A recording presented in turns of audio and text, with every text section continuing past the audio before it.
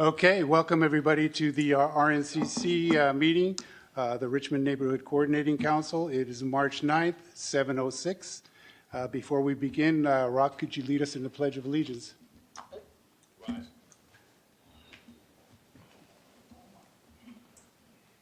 I pledge allegiance to the flag of the United States of America and to the republic for which it stands, one nation, under God, indivisible, with liberty and justice for all. All right, thank you. Before we get to the President's report, I wanted to thank Shields Reed, in particular Marina Brown, the President, and Annie King Meredith for all the delicious food. Thank you, ladies. So moving on, we're going to start out with the President's reports. Garland, would you like to start? Hello, my name is Garland Ellis, President of the Richmond Annex Neighborhood Council, and also Director at Large on the RNCC. We had our first meeting of the year this last week, actually the week before, and starting to get things kind of lined up for the following year. Different meetings and different events. Rock? Rock Brown, Sergeant Arms, RNCC, Treasurer of the East Richmond Neighborhood Council. No report on the neighborhood, unless, of course, if the President is out there and decides to get a report. Jim, thank you.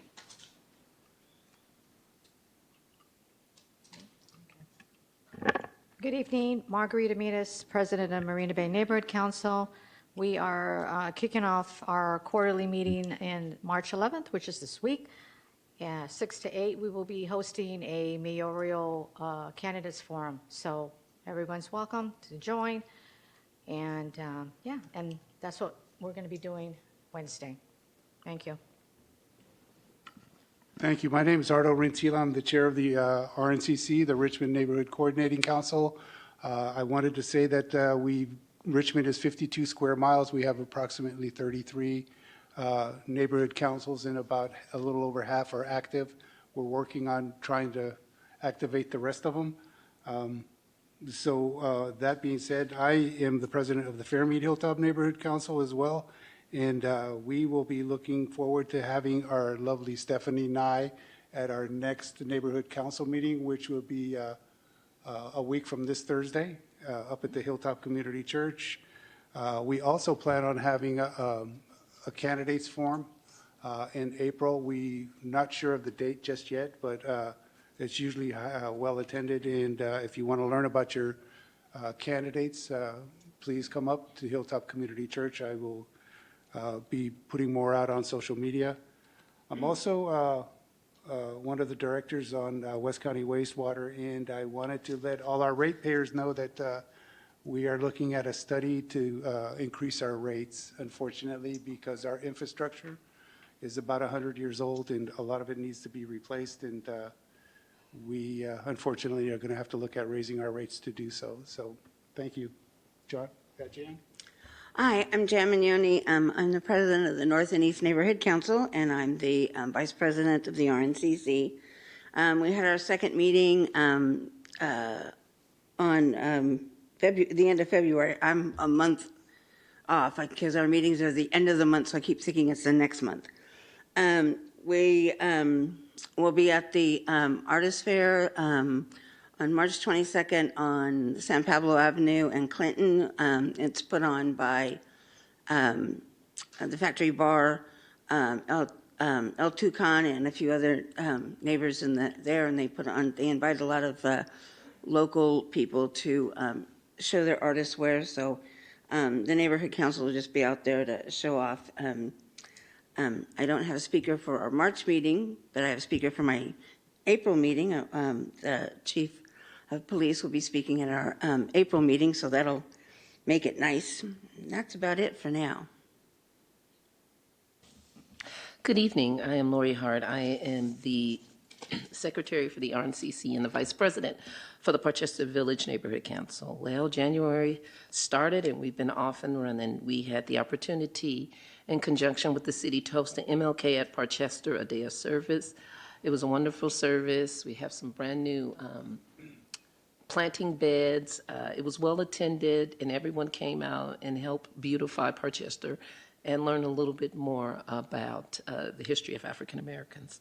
In February, I got the opportunity to go to the college and watch the film, The Rebirth of a City, the Nathaniel Bates story.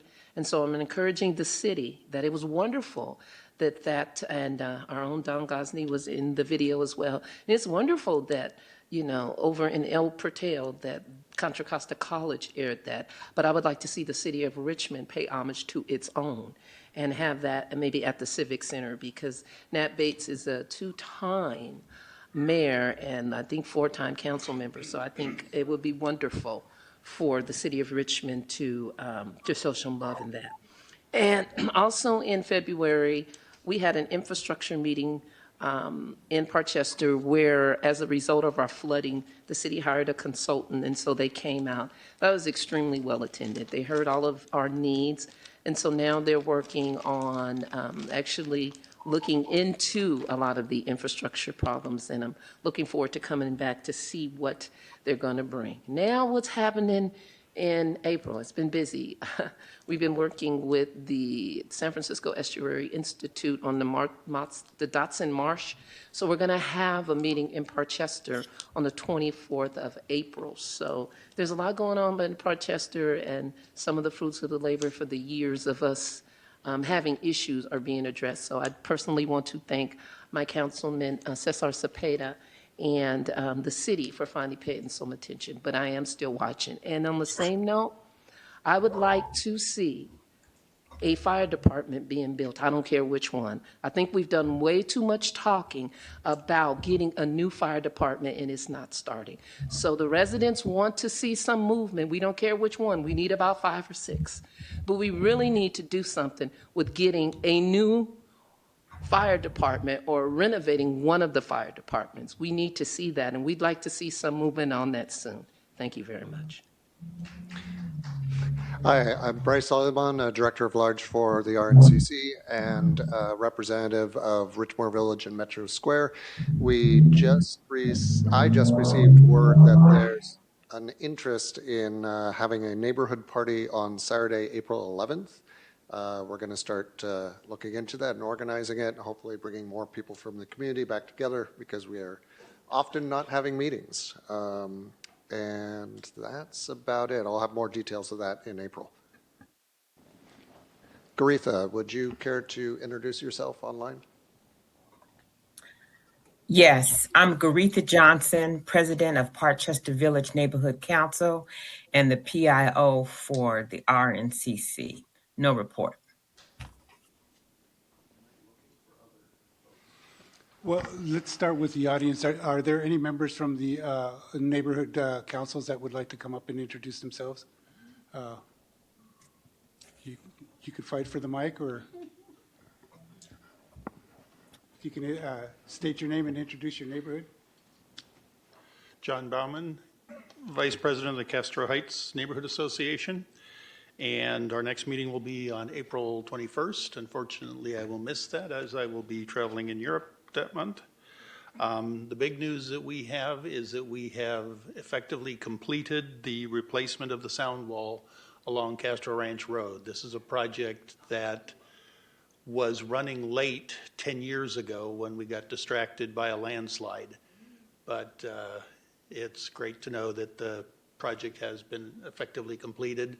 The one remaining aspect is to install some retaining walls that the company has decided should be installed between the piers to support the wall going forward. Thanks. Good evening, everyone. My name is Oscar Garcia. I'm president of the Iron Triangle Neighborhood Council. Our next meeting is on Wednesday, March 18th in the Nevin Center.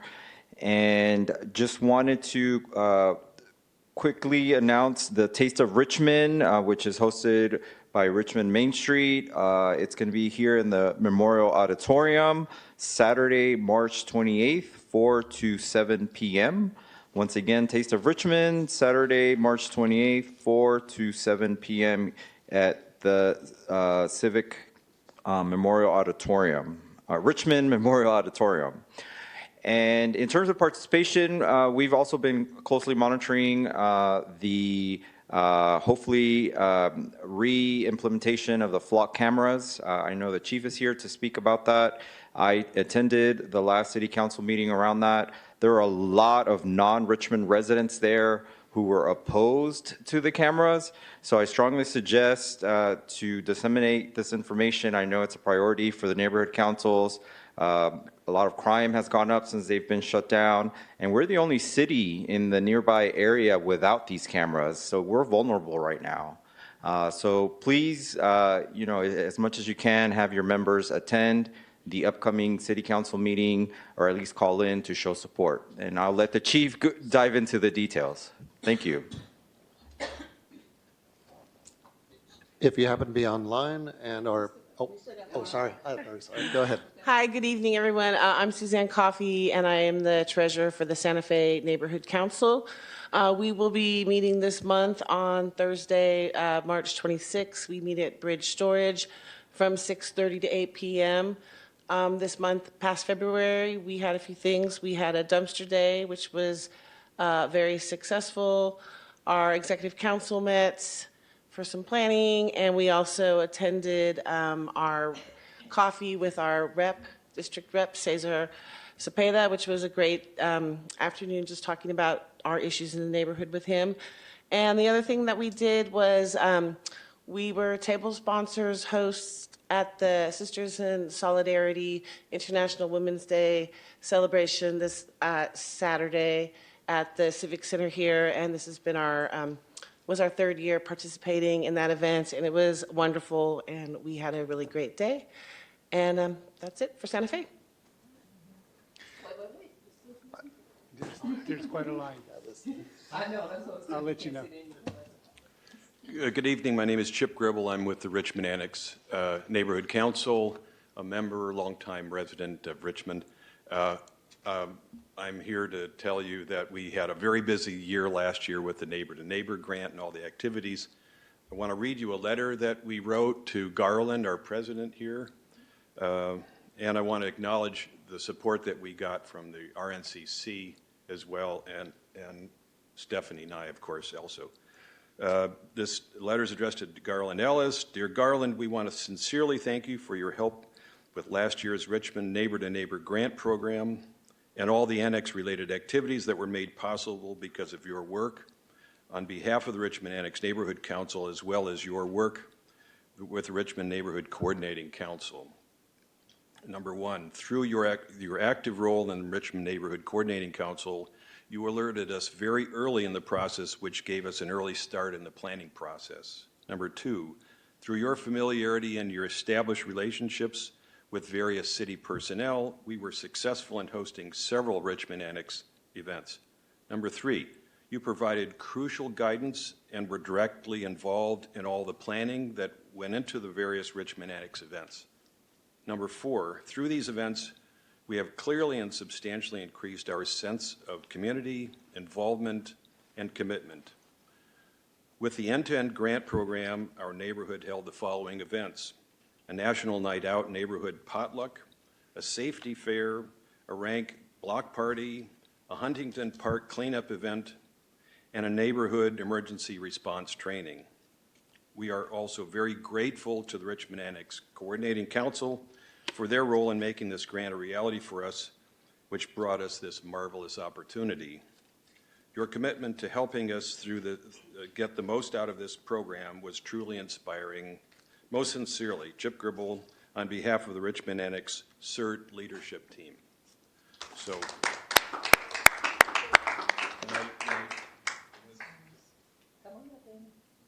Very good. Next.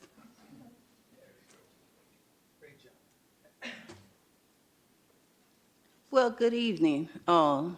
It's been a long time to see you all, your beautiful faces, Except and for me, to the right? chair. and to all the council members there.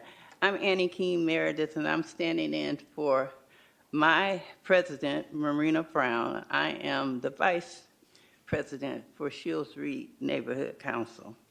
And I will come to you this evening with a few items that I would like to share with you. First of all, what we've been doing at Shields Reed is to look at renaming Shields Reed for Reed, for Mr. Reed himself. It's a historical site. We've already in motion with Supervisor Joya and others to move into motion to have it to be renamed. The other is Saturday, we just did a ribbon cutting for the 42 units that was built on Fred Jackson. These units took 17 years to be built. Finally, we have it done. It's for single-family homes, and it's also for, we have spots there for the homeless, also a few that is actually put aside for the homeless. The 42 units are a combination of CHDC and Eden Housing. They are at 100% full, no vacancies at this point. Hooray!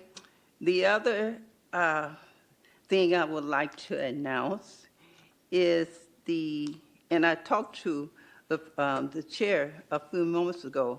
I don't know if we want to set it in for announcements, but this is pertaining to fraud that just came up today. And I wanted to share this information to you all to be aware of what is going on at a lot of fraudulent things that happen to personal checks. You are all familiar with the ink washing and all that. Well, it's stopping. It's not even going as far as ink washing. They actually, from experience, and I had this happen to me today. I was with Chase Bank. I found out that February the 2nd, I usually send my bills out at the beginning of the month. And just so happened, this is March, and a lot of my bills weren't paid. So I began to get a lot of late charges, $40, $58, things saying disconnected, and the whole bit. So with that, I called the bank to see what was going on. I called the different entities that I had actually sent the checks to, and they hadn't received them. So during the discussion, I'm backwards and forwards saying, I know you received them because they cleared through my account. Well, one particular one was PG&E. And PG&E had sent me a notice saying I had a 15-day notice. Now, looking from February until now, the 15 notice would be completed by March the 12th. At this point, we're disconnected.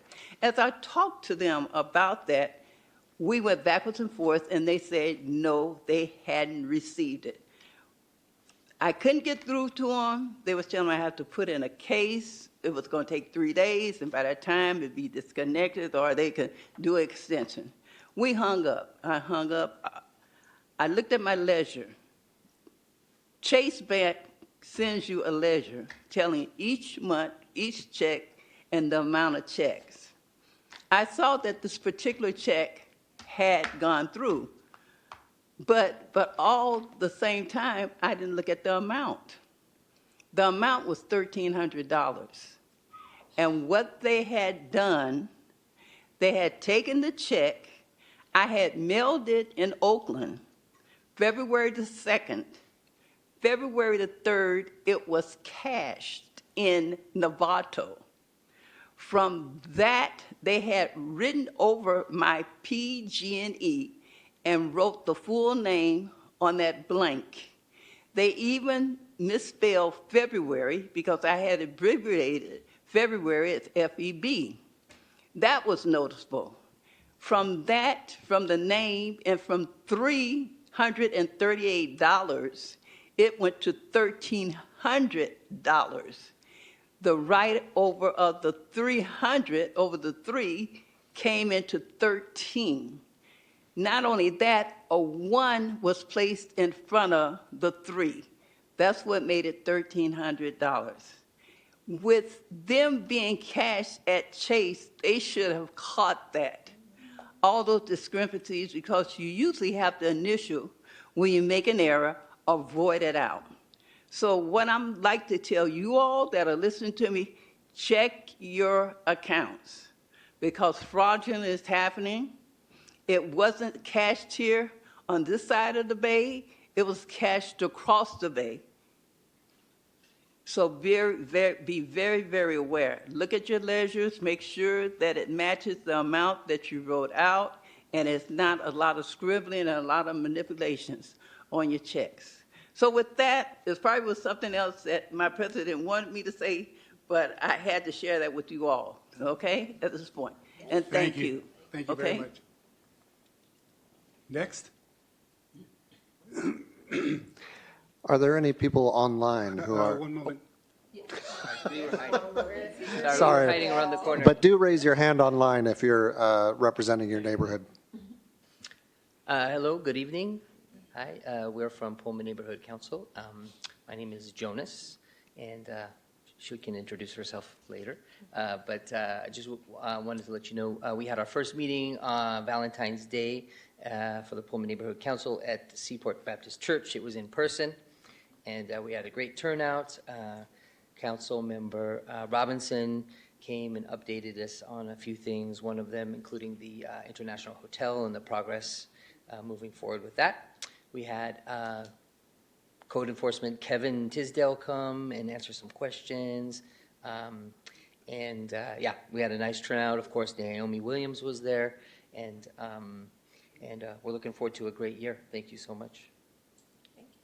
And Marie Griffin, also from Pullman Neighborhood Council, just wanted to add that we also had our elections. So Ms. Naomi is still the president, but in this role, we're going to have two presidents, co-presidents. So my better half, Jonas, is the co-president.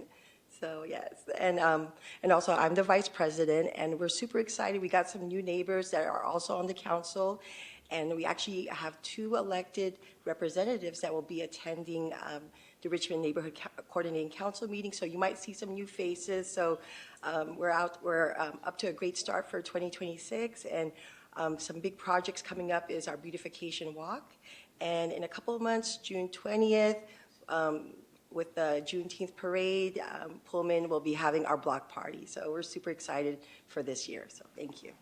Before you leave, there was somebody on next door suggesting that you may need volunteers for your dumpster day. Oh, yes. Yeah, Dumpster Day is coming up April 11th. So yes, we are looking for volunteers, and it was announced in our neighborhood council meeting last month. So yes, we're open. I believe Doria mentioned that she will also be volunteering to help us as well, and we will be there too. Well, there you go. Election year, it's paying off. Very good. Thank you. Yeah. All right, I see Thank you, Lori. Crystal online, please. Good evening. I'm Crystal Barton. I am the president of Laurel Park Neighborhood Council, and I'm reporting. We have our next meeting is April 22nd, and we're working on some planned events for the spring and summer. And I want to say that we've been on a recruitment for block captains. Historically, there were many in the past, but as of late, or at least the last 2 years I've been over the council, we've really haven't had any. But we did have our first volunteer. His name is Thatcher Nance. He is known to the neighborhood, grew up there, moved away, and came back to the family home, and so he is our first official block captain, and we hope to recruit many more. And with that, my report is done. Thank you. Thank you. Thank you. I don't see any other hands online, people who are either presidents or representing their neighborhood council. So with that, take it away. Thank you. Moving on, we have our Public Information Officer, Rita Johnson, who's joining us online. Anything new, Rita?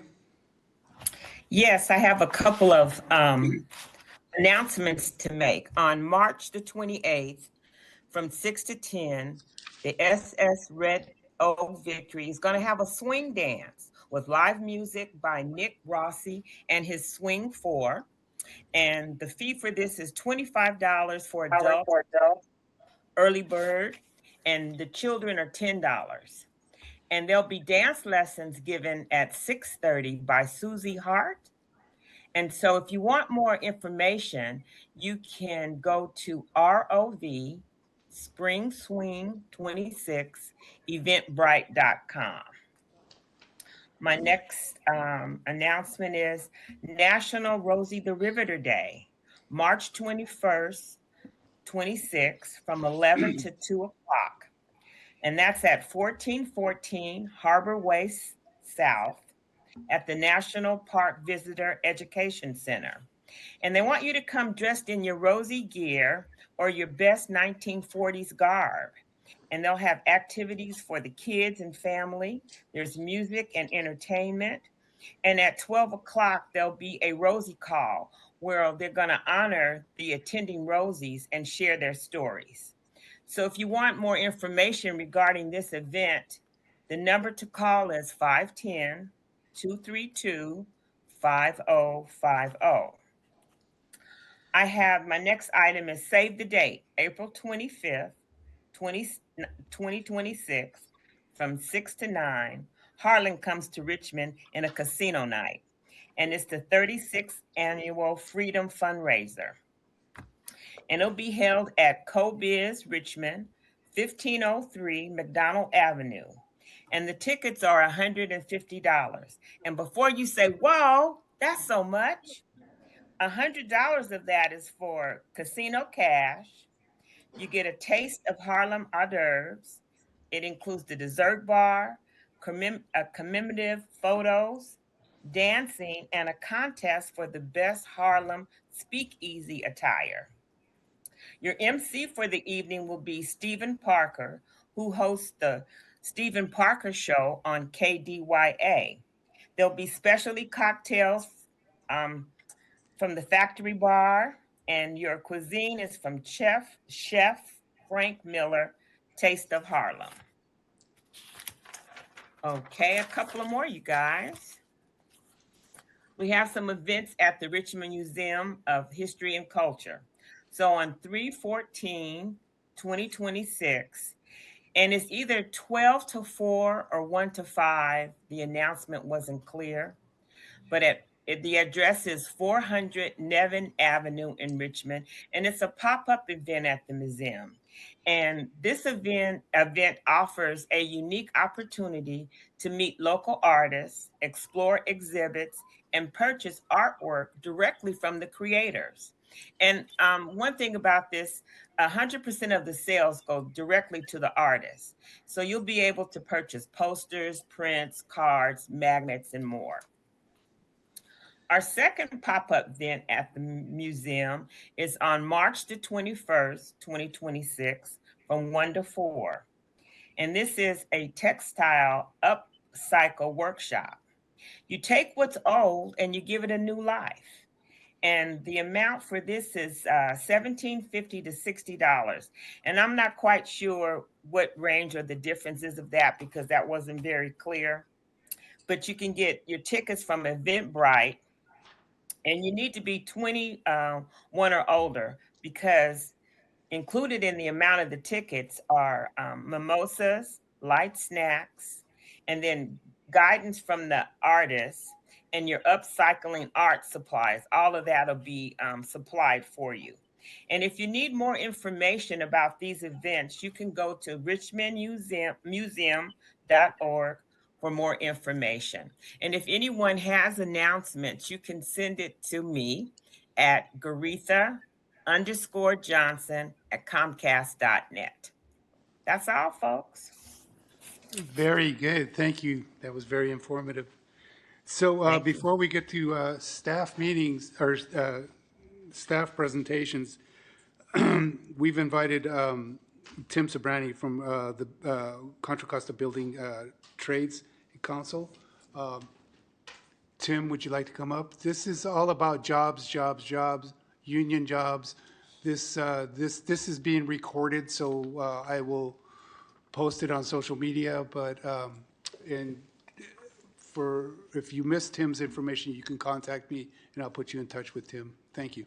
Great, thank you for the invitation. So glad to be here. Again, Tim Sobrani, I'm the Executive Director of the Contra Costa Building Construction Trades Council. And as I learned a little bit more about the RNCC and as I've sat through the introductions tonight, our Building Trades Council is not that dramatically different from what we have here tonight. You know, as hearing the introductions of different neighborhood council leaders, that's essentially, when you think about the building trades, that's what we are. We are a council of 20 affiliated building and construction trade unions based in Contra Costa County.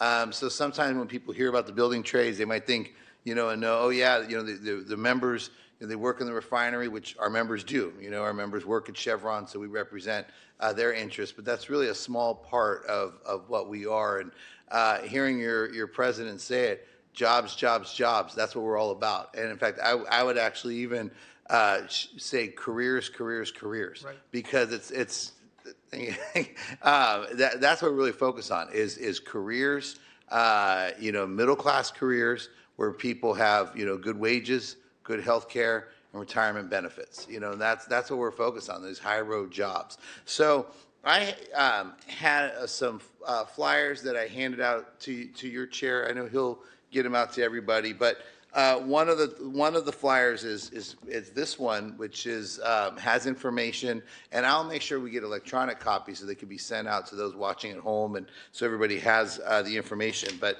I mentioned that we have 20 affiliated unions. They all have apprentice programs, apprenticeship opportunities, and we have the information with these flyers because it's a diversity of different crafts, different talents, different skills. So some of them, we might have, some of our basic crafts, like our laborers, our operating engineers, and we have mechanical crafts, where you hear like your pipe fitters, your plumbers, your sheet metal, electricians. We have so many different crafts, roofers, HVAC, insulation.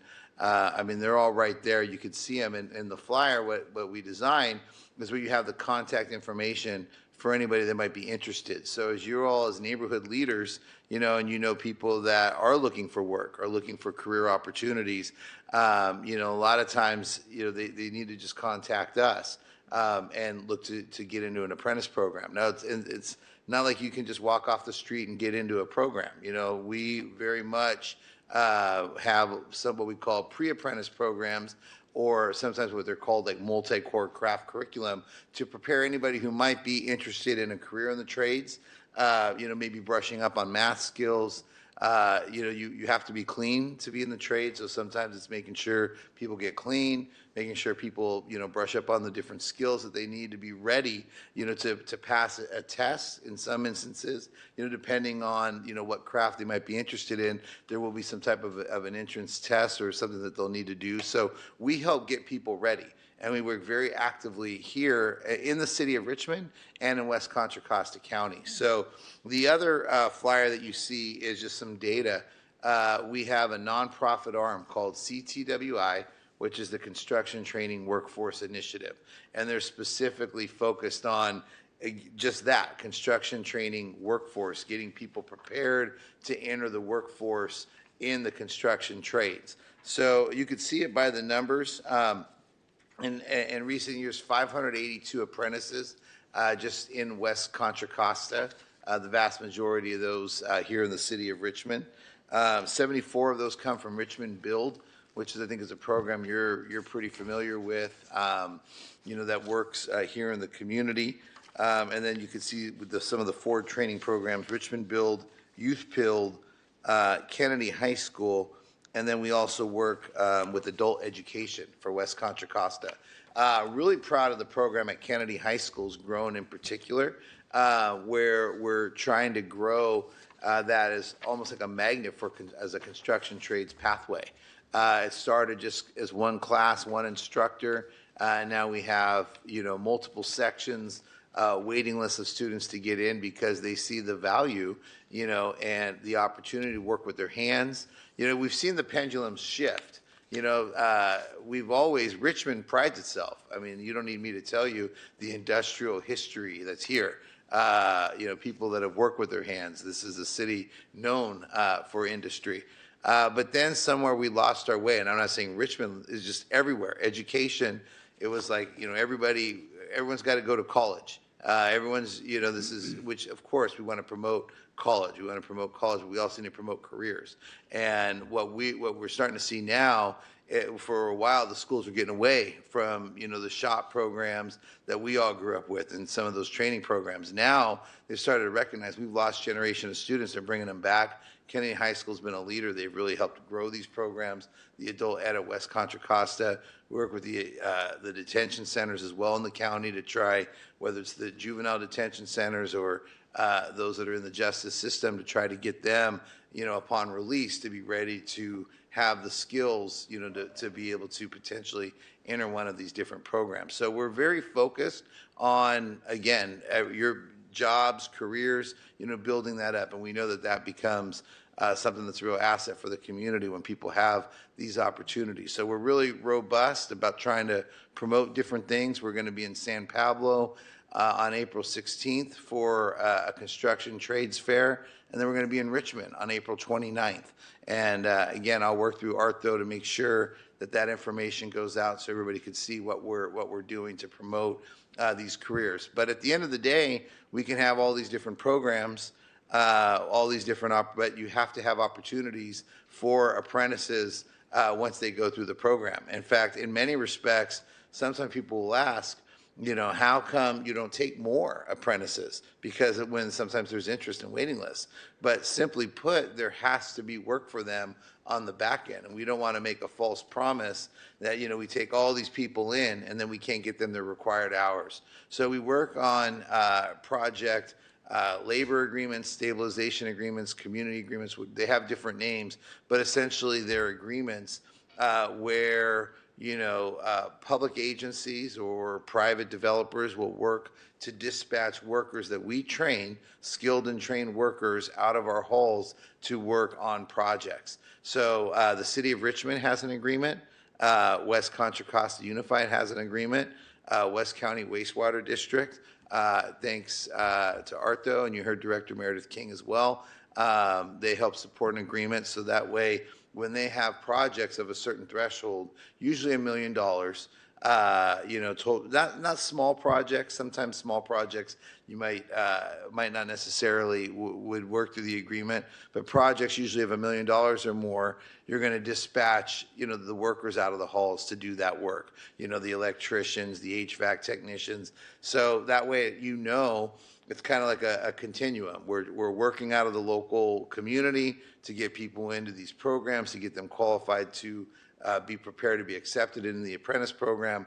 And then we, on the back end, working with our public agency partners as they build out infrastructure projects, as the school district spends bond dollars, as the city, invests in projects, as the wastewater district invests in projects, other agencies, transportation agencies, others, if they're doing projects of a certain threshold, we're working to dispatch people that come from Contra Costa County, and we're trying to make a greater percentage of those from Contra Costa County, particularly from Richmond and West County. So that's kind of all part of a holistic strategy. And then it's not just in the public sector, but it's also where there's private development as well. Sometimes whether it's building houses of a certain size, again, maybe small lot projects, not so much, but when you're building higher density projects where you're going to want to make sure you have the iron workers, that are doing that. If you're going to build, at a certain height, certain size, you don't want to use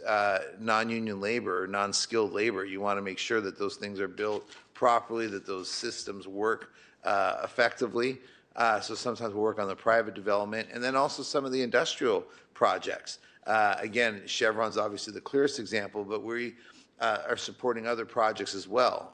Raven SR is an example of a hydrogen facility that's going to be built, here in Richmond, or the biomass, I should say, the biomass facility. So that's one where we'll put our workers, helping to build that project, and in some cases even operating it, and looking for other opportunities where, there's the ability for industrial development where we can get our folks working on it. And a lot of times those jobs are well-paid jobs, again, with good pensions, good benefits. So we're working not just in the traditional refineries, but in clean energy, be it hydrogen, be it, wind power, be it batteries. That's another growing industry that we're seeing, and looking to help grow those industries and promote to say, look, we have that here in Richmond. We have the land. We have the ability to do it. You might be familiar with the Green Empowerment Zone. That's one of the things that Supervisor Federal Glover, the late Federal Glover, for many years talked about the northern waterfront and all the potential from Richmond all the way through Brentwood to grow kind of this industrial base. And you've got the workforce, you've got the access to transit, you've got the waterways, and let's take advantage of that history. Recently, Richmond, I don't know if you saw it, was featured on the CBS Morning News and our very own Boilermakers and building trades, women in the trades. And it was here in the presentation about the Red Oak Victory and the Rosies, and highlighting the modern day Rosies, because we're also doing a lot to promote women in the trades. And we did this event recently where we got national attention because the idea is like, look, the trades are, we see more women, we see more people of color. We're trying to increase the diversity of those involved. So partly promoting that, but partly saying, look, Richmond had a legacy during the war producing a ship a day, as we know that history.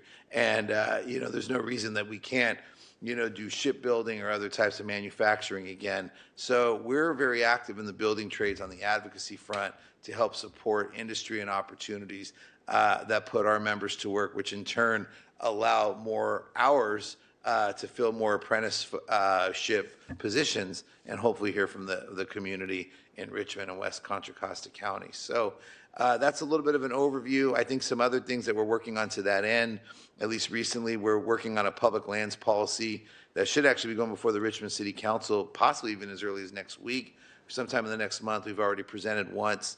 But the idea about if the city of Richmond has public land that it owns, or some of its other entities, be it the housing authority, the port, for private development, part of that community benefit needs to be, hey, you're going to have a skilled and trained workforce. We're going to dispatch from the hiring halls. And because the hiring halls are the unions that are working with the community trying to get folks in, that's one of the community benefits.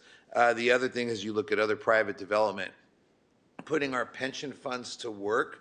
The AFL-CIO, we have what's called the HIT, which helps to finance. So you think about projects when they get built. A lot of times, you have developers, they go to the bank, and obviously the bank, it's all just finance. The bank has a rate, that rate gets passed down, leads to, what the cost is in terms of housing or anything that's built. But we're trying to put our union pension dollars to work to come with rates that are lower than the banks and what you could get, on the open market. And in turn, part of that benefit is like, hey, if you're going to use, the money of union workers, pension money, to an investment in a project, in turn, you're going to put union hands to work on those projects. So we're working on that in Richmond. There's a number of different sites where the AFL-CIO is at the national level, whether it's Hilltop or other locations that they've looked at, and they say, hey, look, if there's any development there, these are larger sites. We want to be involved with that, and we know that we can offer better rates than the banks, and work with developers, work with the city to become the financing arm. So we're working on that. And then I don't want to get overly political, but just that there is an election in June for the bond measure for Contra Costa Community College District, a $920 million bond measure. So for us, that's something that's like, hey, that's under a labor agreement. Those are things that we help work on because we know that if those large facilities get built, we know that that puts our members to work. So those are the types of things that we'll become active on. So with that, I'm happy to answer any questions that any of you have on anything I raised or any other topics of interest. I'd like to start up here. Garland? No? Bless you. Thank you for coming, and I love the fact that you're promoting careers. To have the opportunity to have a career right here where you live locally is it's a dream come true, and it's something we really need to promote. As far as the that it being over $1 million projects in that area, I like the fact that you're really motivated on that. I hope to see in the future, like you said, there's elections and everything coming up, that when questions are asked about larger projects and what have you, that those exist, that there's a real plan for those. I'm not saying that there's not some and dream ideas, but I think we as a community, Richmond is ready to grow again. A lot of we, like you said, I'm just saying, both my grandparents in '43, they came here. They both worked in the shipyards. Yeah. So it can be done. Thank you. Thank you. This is more of a general question. So with the trades now, it appears that maybe they're coming back and becoming more popular in past years, based on what you were saying. But so now we have the competition with AI. Yeah. Do you feel that with AI, that the trades are that's helping the trades become more popular with the community? Because those are real jobs. And AI and robotics, it's a long way to go. Yeah, that's such a great question. I mean, because AI is not going to fix your plumbing, right? I mean, AI can do a lot of things, but it can't do everything. And I think a lot of people realize that. 15 years ago, the golden ticket was get a degree in computer science. You get a computer science degree, you're set. Well, now we've seen how many of those jobs have been displaced. So, I mean, I think there is a sense of that these are long-term skills that are going to be here even as the economy goes in that direction. So I think that has part of that pendulum where people realize it, but I just think it's, whether it's that or other factors, there's a growing recognition. And even if you talk to companies, they'll talk about the need for skilled workers, and you've got some of this advanced manufacturing, some of this technology, even the technologies, whether it's advanced manufacturing of any kind, biomedical, any type of industry that does research and development, at some point you still need to make things. And I mean, and I think there's a recognition that, we've stopped manufacturing in this country, we've stopped making things, and we need to do that. So we are seeing that. It's obviously easier said than done, but I think the first step is realizing how important this is.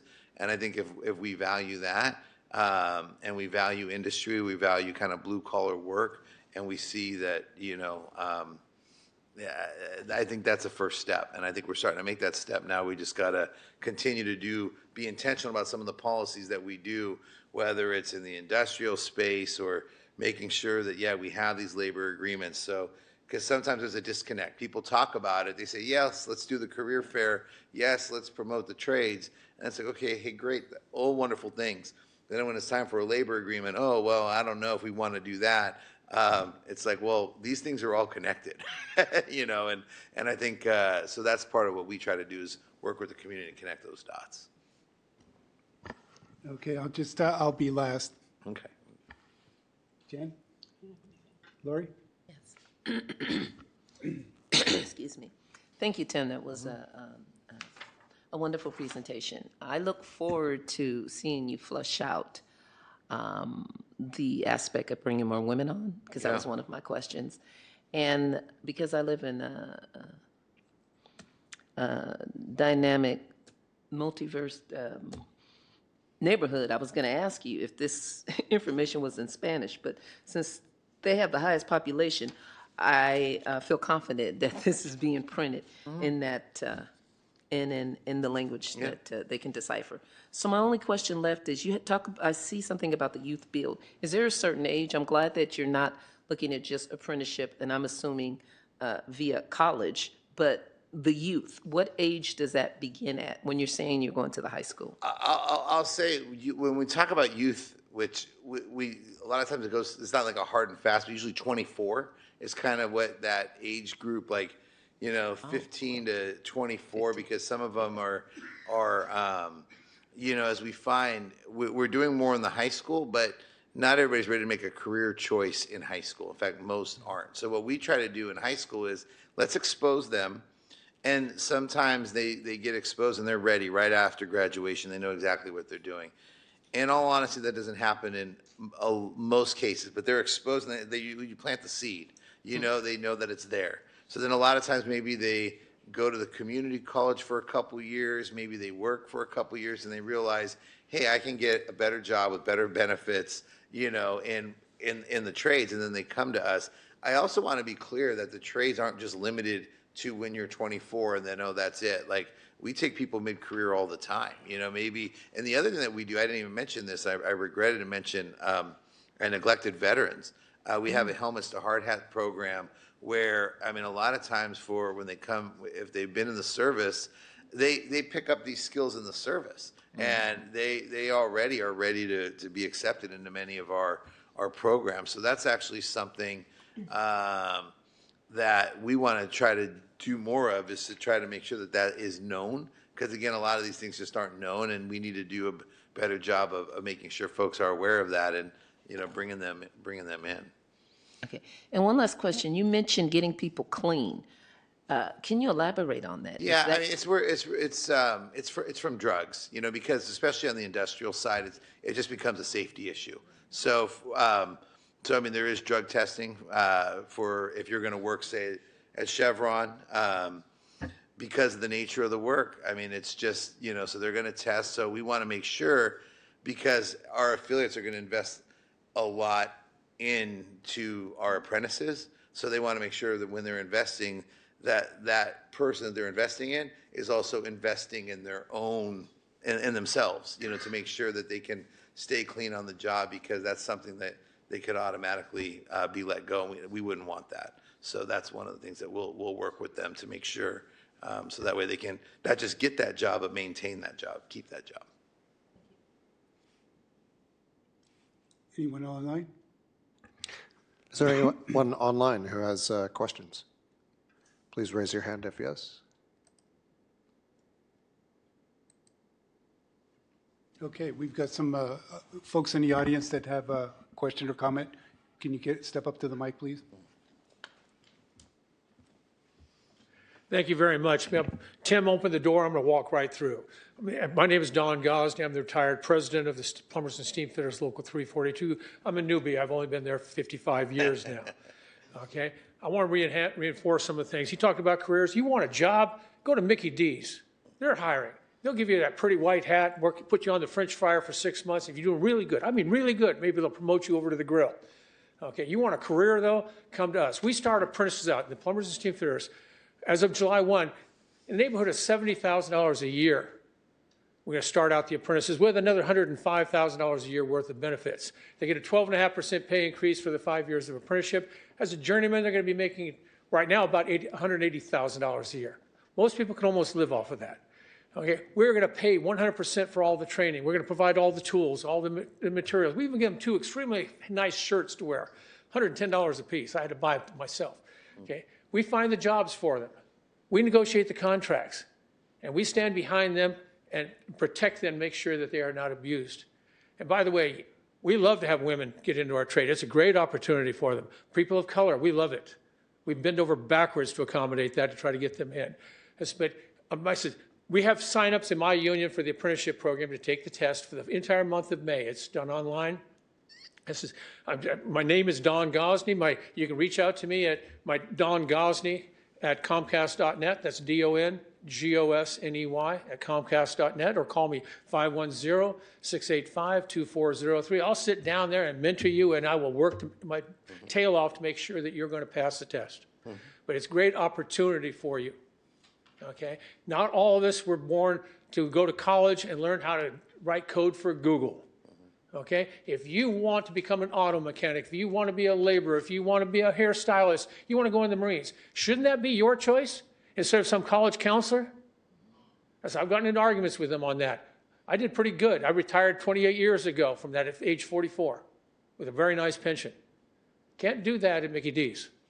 Don, really quick, did you say they top out, was that number one, about around approximately 180,000? But journeyman, Journeyman? all of our people make the same wage, okay? There's no tiers or anything like that. But right now, a journeyman, pipe fitter, welder, HVAC, plumber, a neighborhood of $180,000 a year before overtime. Awesome. Yeah. All right. Anybody else? Well, I did want to mention, as we did when you presented to West County Wastewater, that I've been in the trades for not quite as long as Don. He's a lot older.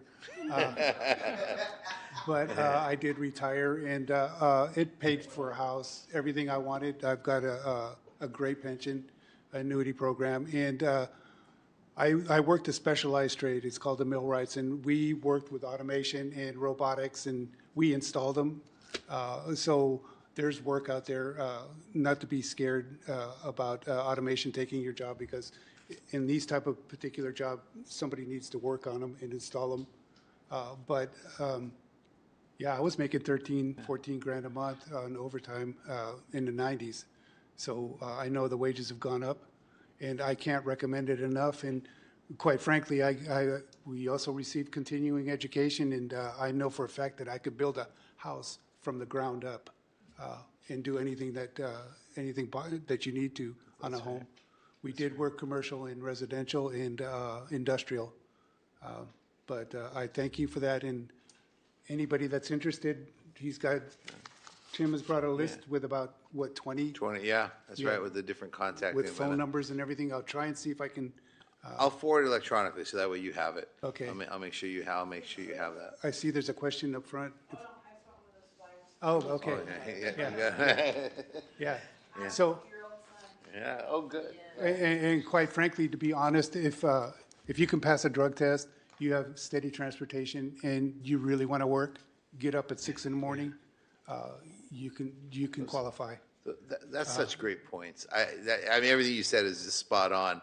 And it's interesting, I was at an event at Concord High School, Mount Diablo Unified we did a trades night, and, I spoke, a number of other adults spoke. The most compelling spokesperson of the night was a 22-year-old, had his F-150 parked out front. Yeah, that's the truck I just bought.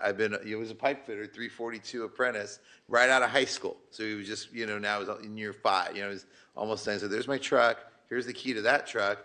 Here's the other key to the condo I just bought in Concord. Who 22-year-old buys a condo? In the Bay Area, just the cost. But that's just a sign that, he had put in the time, he'd put in the hours. So, the opportunities are there. So, Yeah, and also, while you have kids in college that are floundering around paying $100,000 to go to school, you could be making $100,000 in a trade. So get paid to do it. Yeah.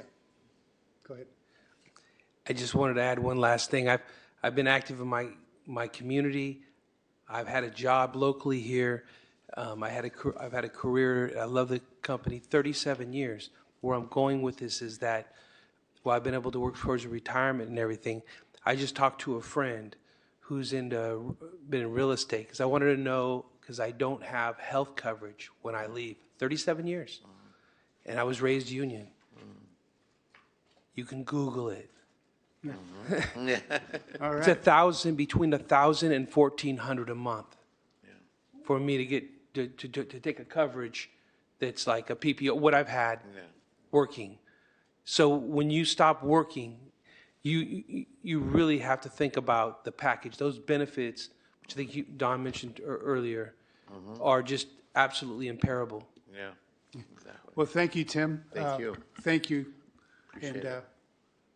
I look forward to getting the email. Absolutely, yeah, and that way you can send it around to everybody. Thank you. Thanks again. All right. So moving on, speaking of careers, we have another Tim, our police chief, Tim Simmons. All right, good evening, everybody. Thank you, RNCC. Thank you, President Renteria. I appreciate it. Fantastic presentation, Tim and Don. I think I'm going to sign up. Where do I sign? I'm ready to work for a living finally. Right? Just kidding. I'm just kidding. And your son, the police department is hiring too, just so you know. richmondpd.net. We have good jobs also.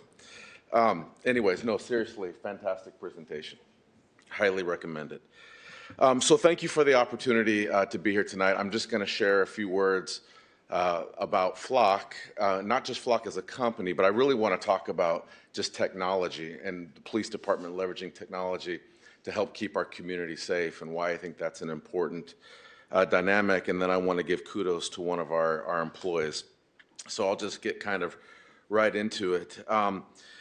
So I wanted to take a few moments to provide the community with an update regarding the current status of Flock's safety technology program here in the city of Richmond, and to reiterate what my commitment is as your police chief and the department's commitment to transparency, accountability, and the responsible use of technology in policing. And I want to just pause right there for a moment to just really thank all of the neighborhood council presidents that are here today and that are online and that are in existence. The fact that we have 33 neighborhood councils is fantastic, but we need to do everything we can to get the rest of the neighborhood councils that are not active. In my opinion, going on 17, 18 years in this community, the neighborhood councils and the activity that they brought to the neighborhood is part of the vibrancy of this community. It's part of really understanding what makes a community, and also it keeps special interest groups from running things in our city, and it allows community to have their voice being heard for what your neighborhoods need, and not people from the outside coming in and dictating that for you.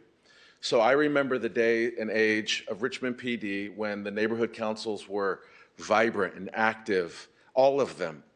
And my commitment that I stated last time I was here is that one of my goals this year is to bring back that level of relationship from a PD perspective back into the neighborhood councils, because I believe it's through relationship is how we're going to have new ideas, how we're going to solve problems, because our safety is all of our problem. It's all of our responsibility. The outcomes rely on all of us, and that's really where partnership takes place. My heyday with RPD, my favorite times was engaging with my neighborhood council on the south side. I was so happy to hear about the Pullman Neighborhood Council coming back to life. That was one of the fantastic neighborhoods I attended back in 2007, 2008. And so like that is something to be celebrated, to hear about what you're doing. And I look forward to how the police department can engage with you and get a beat officer in there with you to connect and be part of the solutions, because I think that's where we're going to see a lot of synergistic opportunity and change. Sorry for that little soapbox there. Now back on technology. So as many of you know, the Richmond Police Department has been evaluating several technology tools designed to assist us in preventing crime, solving cases, and improving the overall safety in Richmond. And if you were watching last Tuesday's City Council meeting, that's what I'm referring to as the ALPR technology, which stands for Automated License Plate Readers. And then we have CCTV technology, or as closed circuit television. And then we have our DFR, which stands for the Drone as a First Responder. Those are the three technology buckets that we're leveraging to try to help keep Richmond safe and provide for an efficient and timely police response to incidences that are happening in our community. And it's part of an overall network. I think there's 14 cities in Contra Costa County that are part of this network. And within the greater Bay Area, it's a vast, I don't have the number of cities off the top of my head, but it is a vast majority of the San Francisco Bay Area, all the way down to San Jose, Silicon Valley, is also part of that network. What we know about crime is that it doesn't just stay in one location. People that commit crime in Richmond travel to other cities. People that live in other cities travel to Richmond to commit crime. So the way we address these issues is through partnership. So at this time, like I said, the ALPR camera in Richmond remains turned off. There's some misinformation that's been floating around out there whether or not I've decided to turn the cameras back on. I want to emphatically let you know the cameras are off. I turned the ALPR cameras off in early November due to what was a perceived, it was called a data breach, but it was not a data breach. It was a function that was on in the operating system of the Flock operating system that allowed for a national search feature to be to occur, which allowed our personnel to conduct a national search of a complete and total license plate number.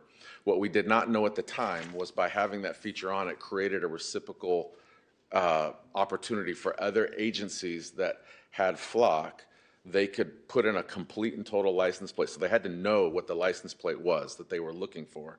And it would then run that search on other open networks. And in those cases, Richmond's information was part of that open search.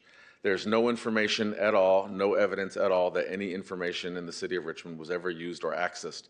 It was just made available. So it's the difference between accessible and accessed.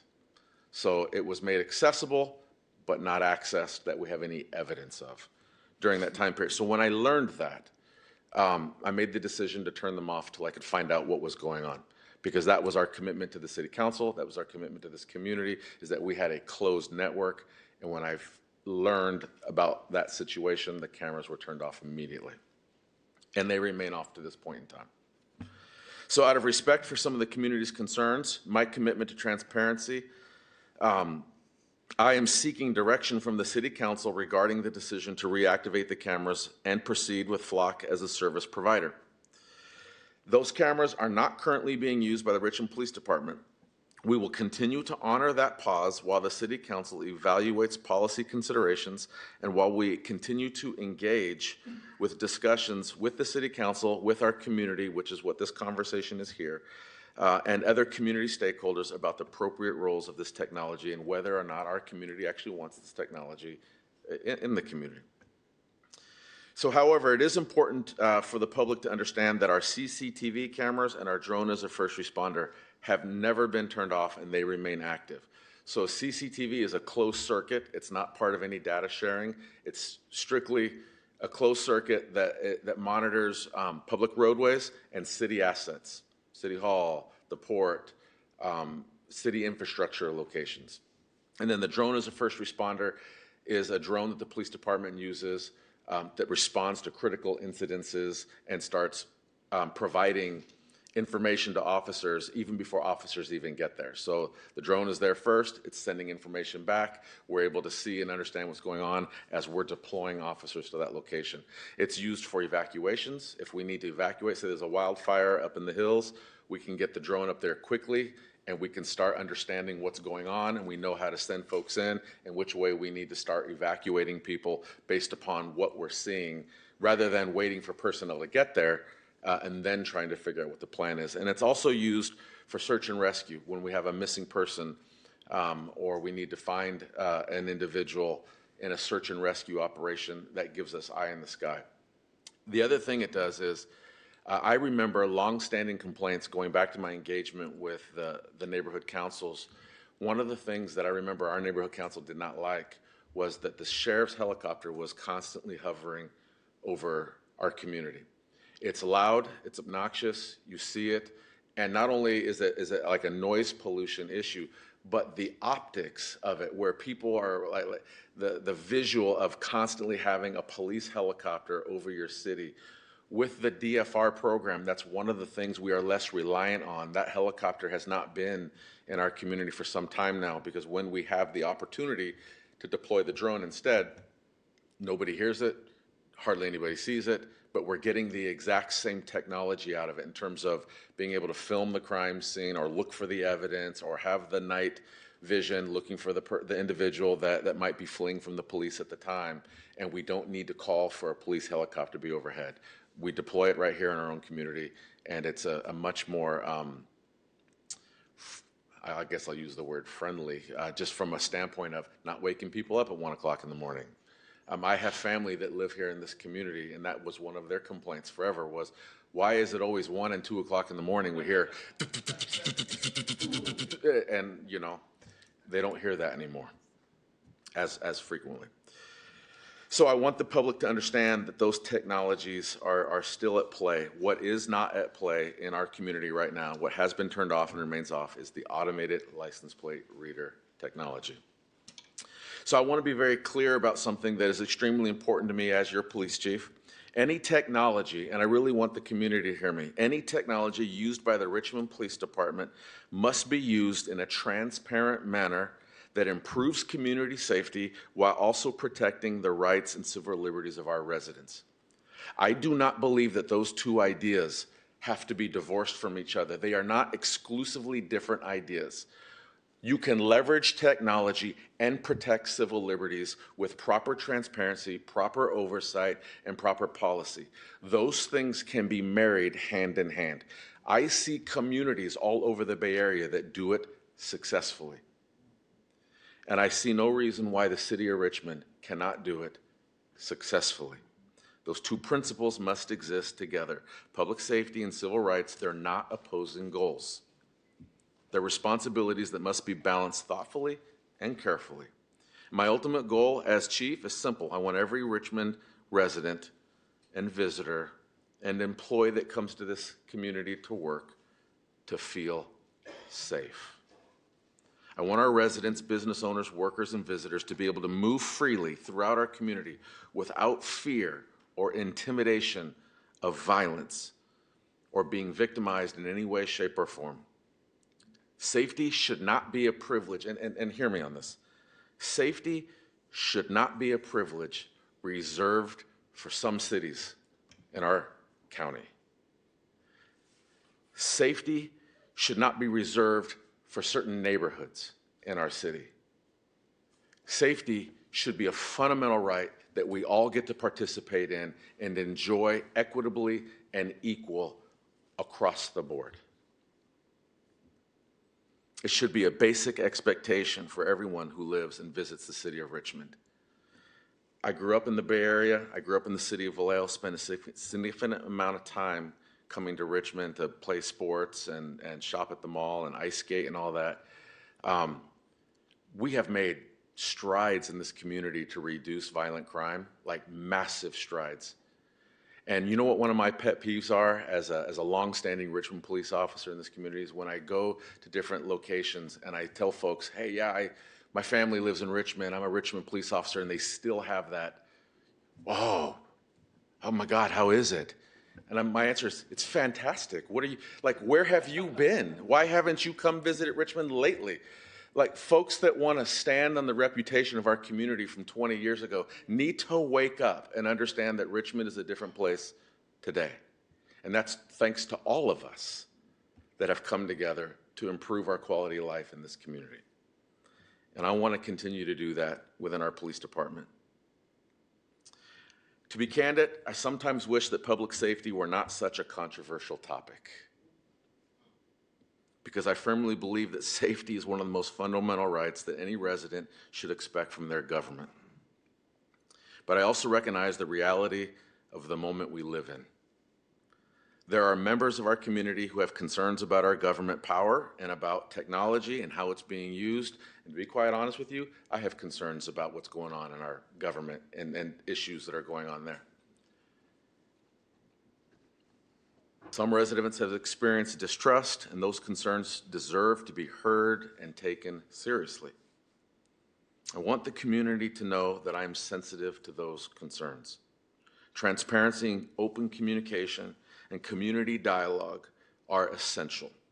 My commitment is to continue providing clear information about what we are doing, why we are doing it, and how we are protecting the privacy and the rights of people we serve, while also leveraging technology in 2026 to help us do our jobs more efficiently.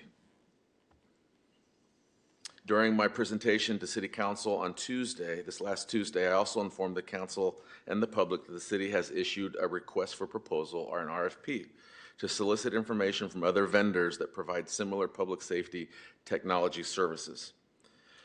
I did that proactively on purpose because, and I want to be on the, I was on the record Tuesday and I want to be on the record now. Chief Simmons does not work for the Flock Safety Company. Chief Simmons works, that's right. Chief Simmons works for the people of Richmond. So my goal is to bring about technologies that I believe are going to help us keep this community safe Right now, flock safety is the infrastructure that we've spent the last 3 years building in this community. So I'm trying to stand behind it because I believe in what's going on. But at the same time, I want folks to know there's an RFP out there where we're going to look at other vendors, because if there's another vendor out there that's better, I want us to be able to talk about it on Tuesday night in the council. So for me, it's not about necessarily the vendor. It's more about being able to leverage technology appropriately into our community. While discussions about technology continue, I want to emphasize that public safety is a shared responsibility. I kind of opened with that idea. The Richmond Police Department cannot do it alone. Safety is created when residents, businesses, community organizations, churches, faith community, and government agencies work together with shared purpose. When we support, communicate, and hold each other accountable, we will strengthen the entire community. So before I conclude tonight, I wanted to just pivot for a moment away from FLOC and ALPR, and I want to give one of our employees some much deserved kudos. I want to highlight something positive that reflects the professionalism, dedication of one of the men and women of the Richmond Police Department. I'm proud to announce tonight that Detective Kwa Nguyen, Nguyen, Kwa Nguyen, has been selected as the Richmond Police Department's Detective of the Year. Detective Nguyen will be honored this Wednesday evening at the Richmond's Elks Lodge, along with other West Contra Costa County police officers who have been voted those agencies' Officer of the Year. We do the Detective of the Year at this particular event. This is a tremendous honor. It's well-deserved. Detective Nguyen has demonstrated exceptional investigative skills, dedication to victims, and strong commitment to solving crimes and bringing justice to those affected by violence and crime in our community. Detective Nguyen is responsible for bringing to life a couple of cold cases that have been multiple years old, where he's brought them back, not just back to life, but he's brought resolution, was able to hold somebody accountable, hold folks accountable, and bring closure to victims. Nothing worse than being a victim and not having any closure, and year after year you're wondering, does anybody know? Does anybody still care? And I'm here tonight to tell you, Richmond PD cares, Detective Nguyen cares, and he's brought life back to a lot of these, and we've gotten some closure on them, which is why he's been nominated and voted our Detective of the Year.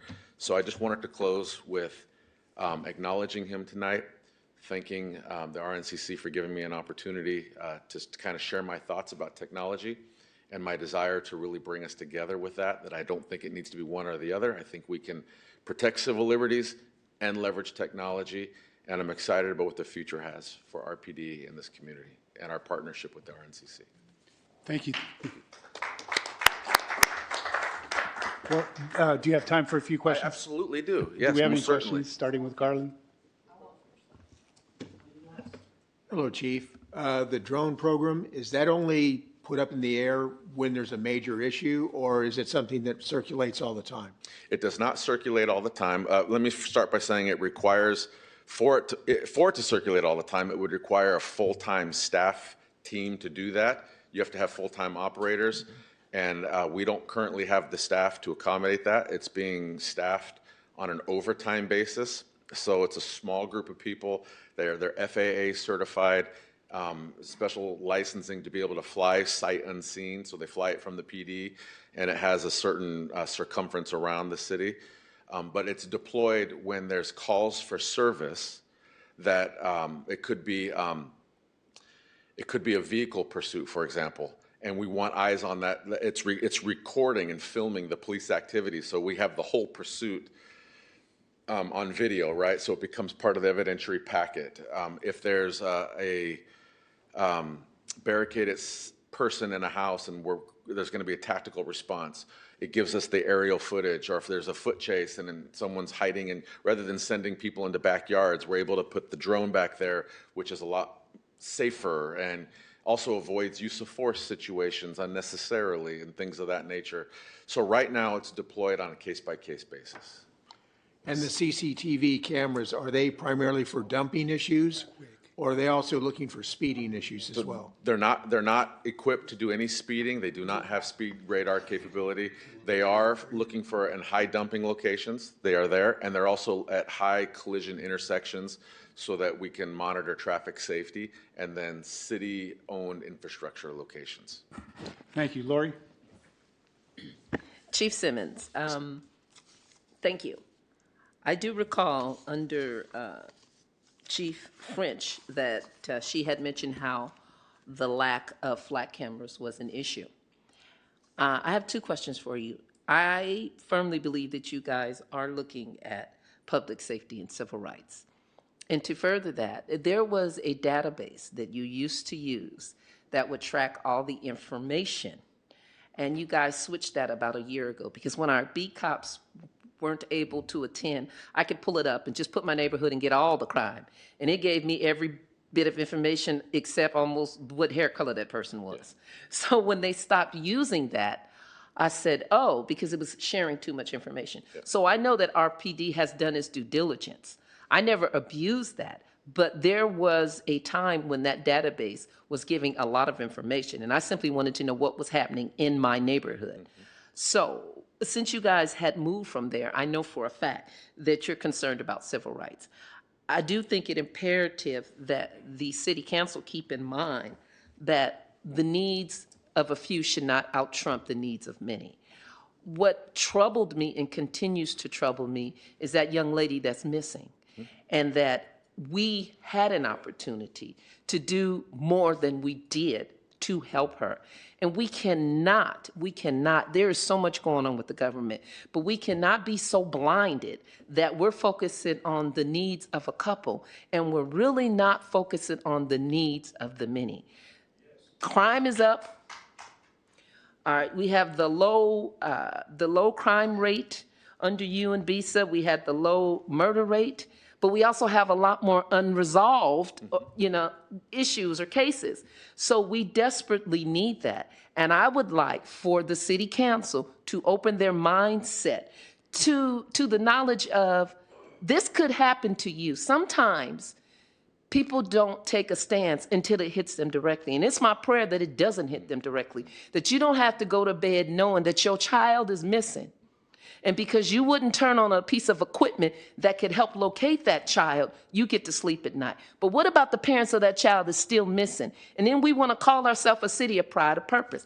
I'm going to need for us to show more purpose with our pride when it comes to the residents. So thank you. On behalf of the neighborhood councils, on behalf of Parkchester Village, I call on you guys and you show up. And we are trying to help you help us. So city council, we're looking and we're listening. And we need you to put the public safety of everyone first. Thank you.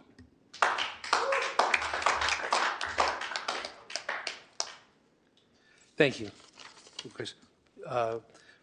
Congratulations on your appointment. Thank I want to tell you that. I appreciate it. Appreciate you. The neighborhood councils, thank you for your support and everything you said, and about the community policing, the way you put community involvement.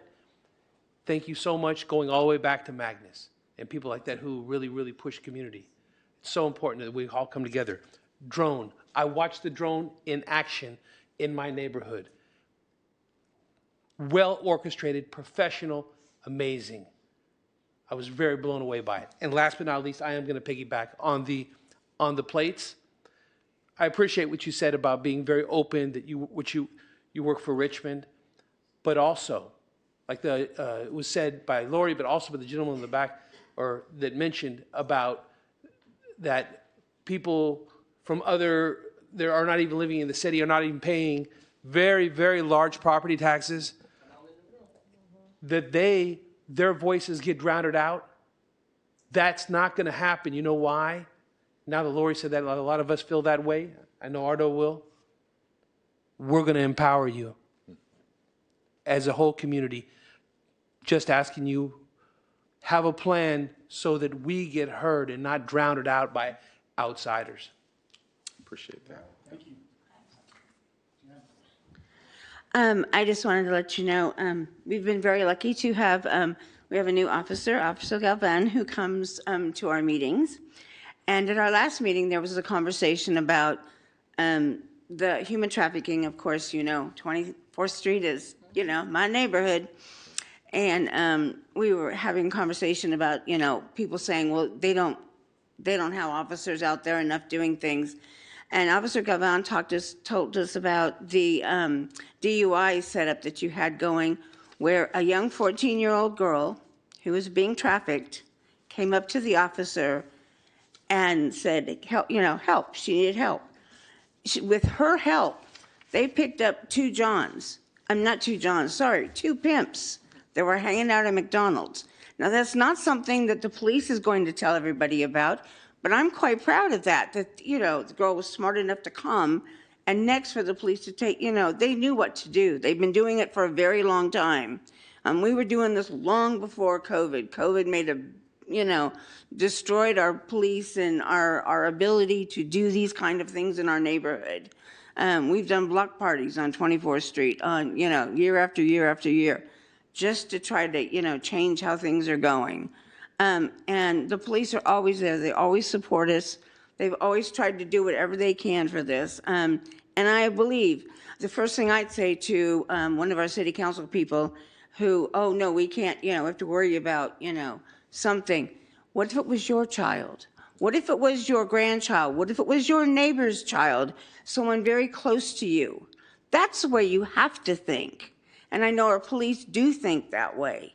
And I think the city council needs to, grow a pair and, make a decision one way or another. Thank you for all that you do. Appreciate Thank you. I know we're up against the clock, and I know that you have to get back out there, so I appreciate your presentation, and just know that we're behind you. Yeah, no, I appreciate that. And the way I see it is if we're able to solve one crime, the whole thing's worth it, right? I mean, one victim that gets closure, and there's a lot more than that, but I'm just saying the one is worth it for us, and that's how we see it. So thank you for your time. I look forward to being back here at the next one. Thank you. By the way, that's not for you, Captain Lopez. I forgot to mention that Parchester's having a neighborhood council meeting tomorrow, so I'm hoping that you or our other B cop will be there. And yeah, thank you. Bye. Take care, everybody. Thank you. Captain Lopez, do you have some stats for us? Good evening. My name is Captain John Lopez. I was here last month and just talking about our operations bureau, so our patrol operations bureau. I'm gonna go over staffing for a little bit, and then I'll answer some questions. I do have some stats, but I kind of want to talk about our staffing because it's pretty important on where we're going as a police department. So currently on our patrol, patrol covers everyone that pretty much wears a uniform. So everyone that's on the streets, including our traffic unit as well. We have one captain right now, which is me, and then we have 5 lieutenants. Lieutenant Decius is retiring. For most who know him, his last day is going to be this Thursday. He's going to be his last day with us. On the books, he'll go through April, but his last day on the books is this coming Thursday. So he will be missed. A lot of great work from Lieutenant Decius, and then so. The chief has already appointed Lieutenant Patchen to replace him. So Lieutenant Patchen will be on swing shift Monday through Thursday, and he'll be responsible for the Southern District of Richmond. Currently, we have 10 sergeants on patrol. Those sergeants, let me talk about the watch commanders first. We have 5 watch commanders, 5 lieutenants on patrol. And so everyone's aware, the watch commanders are responsible for the entire city. They are the highest ranking officers when the captains or the chief aren't present, but they have day-to-day operations decisions that go through the city. So their job and their role is very important. Underneath them, we have 10 sergeants, patrol sergeants. They are the supervisors for each specific team. We have 5 teams, so 10 sergeants, 2 sergeants for each team. And they are the first line supervisors for our patrol staff. So we have our patrol officers, then we have our patrol sergeants, and then you'll have your watch commander. Currently, we are right now is looking really good. We are at our highest point in patrol. We're still short, but we're on the highest point that we've been at. Currently, we stand at 51 officers assigned to patrol that are 10/8, which means in service, actually working. They're not on leave, they're not on military leave or any other kind of leave or modified duty. They are on the streets, and that's the highest we've been to in a while. It's very promising the way it's looking. It's an uphill trajectory. So currently on day shift from Monday through Thursday, there is 10 officers on that team. On swing shift Monday through Thursday, there is 11 officers on the team. On graveyard Monday through Thursday, there is 9 officers on the team. And then on the weekends, we only have 2 teams. They work 12.5 hours. And so the day shift team, they currently have 11 officers on that team. And then on our graveyard shift, they have 10 officers on that team. We also have, sorry, I had it here. Where'd it go? Ah, here we go. We also have 9 officers that are in training. So they are also assigned to patrol, but they have a training officer with them. Half of those officers are lateral officers from other departments, and so they'll have a quick training program to go through.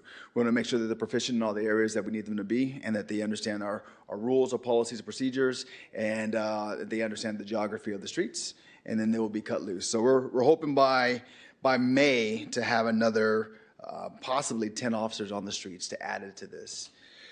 So it's been the chief's goal for us to get to a 55 mark, which the 55 is 11 officers for each team. We're probably going to exceed that by May. So looking pretty good there. We currently have 14 field training officers. Field training officers, their responsibility is to train the new recruits that come in from day one to their last day, and then they have a 2-week shadow after that once they're done with all their training. The field training officers will sit in the car with them, a lot of times in plain clothes, ride in the passenger seat, and do an evaluation and see if they're ready and capable and to go out on the streets by themselves.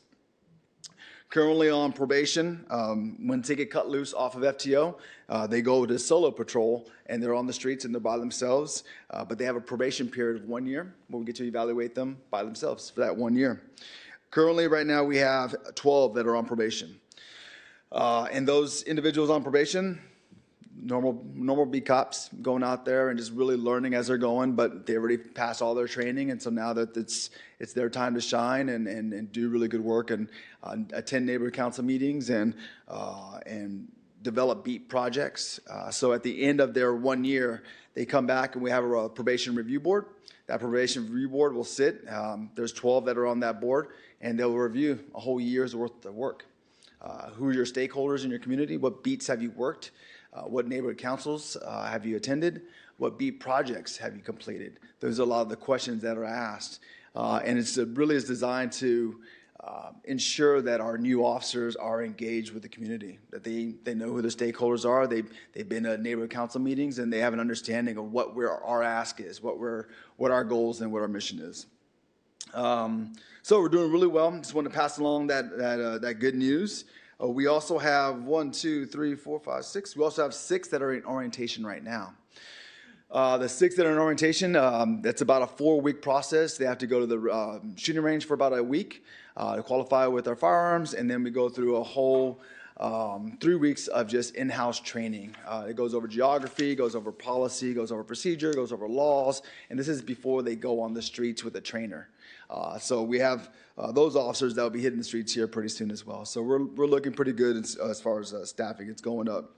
We're allotted for 147 officers total, sworn officers total. And right now, I just had it. Right now, if memory serves me correct, we are 22 vacancies short still. But our recruitment team is hiring. They're working really hard to try to fill those vacancies. So that's my report for tonight. Appreciate you. Thank you. Questions, starting from my left? Do you have an idea of how soon you'll have officers out just for speeding, traffic patrol, other than the beat police? No, it's a great question. So that's one of the goals too. So when we can build our patrol staff, so that was kind of the idea behind it, the premise behind this, and this is with Chief French and Chief Simmons, is, patrol is the backbone of any police department, and we can't function. We want to put all of our officers up to succeed, right? And what's success? What is succeeding for us is protecting our community. So we need to have the numbers in patrol. So that's the backbone for us. So with that, we're trying to get to that 55 mark to ensure that we have enough officers for each team. And that we can patrol safely, and then the extra officers will go into special assignments like traffic, and like our detective bureau. But traffic is right now we have 2 full-time traffic officers. I remember back when I started 24 years ago, we had about 7 and a sergeant full-time. So right now we have 2. Lieutenant Decius is leaving, so he was our full-time, in charge of traffic. But right now we have Sergeant Melgoza, who's our sergeant supervisor for traffic. He's a full-time, and then Officer Santiago, who's also full-time. We also have 3 officers that have dual assignment. So they're assigned to patrol and they're assigned as traffic officers. They get some specialized training and they do a lot of our collision reports as well. So that is the goal, is to get past that 55 mark and hopefully to get some more officers into these specialized units. Are there some that are already in the training that have, for example, big truck regulations and testing, and also motorcycles, so that when the patrol does start up, they're already trained and they can pop right into that location if that's what's wanted? Short answer, yes. So we do make sure we have a list. We put out these invitations for officers who are interested in these positions, and we do that on an annual basis so that we have a list, and that when time comes and we have enough individuals, not enough officers to fill our patrol, and we have the excess, then we can start filling those positions. And who was the lieutenant that was going to replace Lieutenant Decius? It's going to be Lieutenant Patchen. Okay. Yeah. I wanted to ask a question. If somebody wanted to get involved with the Richmond Police Department, are there other jobs, dispatchers, code enforcement that you can? Yes, definitely go to our, I'm sorry, our city page. We are hiring professional staff. We're trying to grab them anywhere we can. Our dispatchers, our record specialists, jailers, our clerical staff, you name it, we're trying to get our hands on them. I believe there's like 1 vacancy right now, or maybe 2 vacancies for our record specialists, and 1 for our property vault as well. But yes, we're constantly hiring. I do, would love for community members, those who are interested, to reach out or go to our website, find out more information, because the job postings are there. Thank you. Any questions online? No? Any audience? Yeah, please. You can use the one. Go ahead. No, you're fine. I have a simple question. All of you addressed the city council. I'm just hoping that you actually show up at the next city council and speak on behalf of your neighborhood districts. Oscar was there last week and he spoke wonderful and powerful. I'm just asking all of you, come to the city council meeting, speak on behalf of your neighborhoods, please, please, please, please. That's all. That young woman you speak about, that happened in my neighborhood, I've seen her. It's really close to my heart. Thank you. Thank you. Cordell? Yes. So Captain Lopez, my pet peeve, so I'm going to say it for the record. 7-Eleven. Correct. So in the last week of January, I have called the police twice to report people that are loitering in front of that business. And I have said it before because it is a concern. And I brought it up at some neighborhood council meetings. So I'm hoping that there will be some extra patrol around that area because it is an issue. Second is another concern is that, like, in the last couple of weeks within that same time period, there has been a number of cars parked, in front of the library, like, after a certain time. So I hardly see parking enforcement, which was not mentioned. I think parking enforcement has done a wonderful job, but it would be better if there be some extra, if they start patrolling around that area, because especially in the morning. That's it. All right, showtime. Thank you. Yes.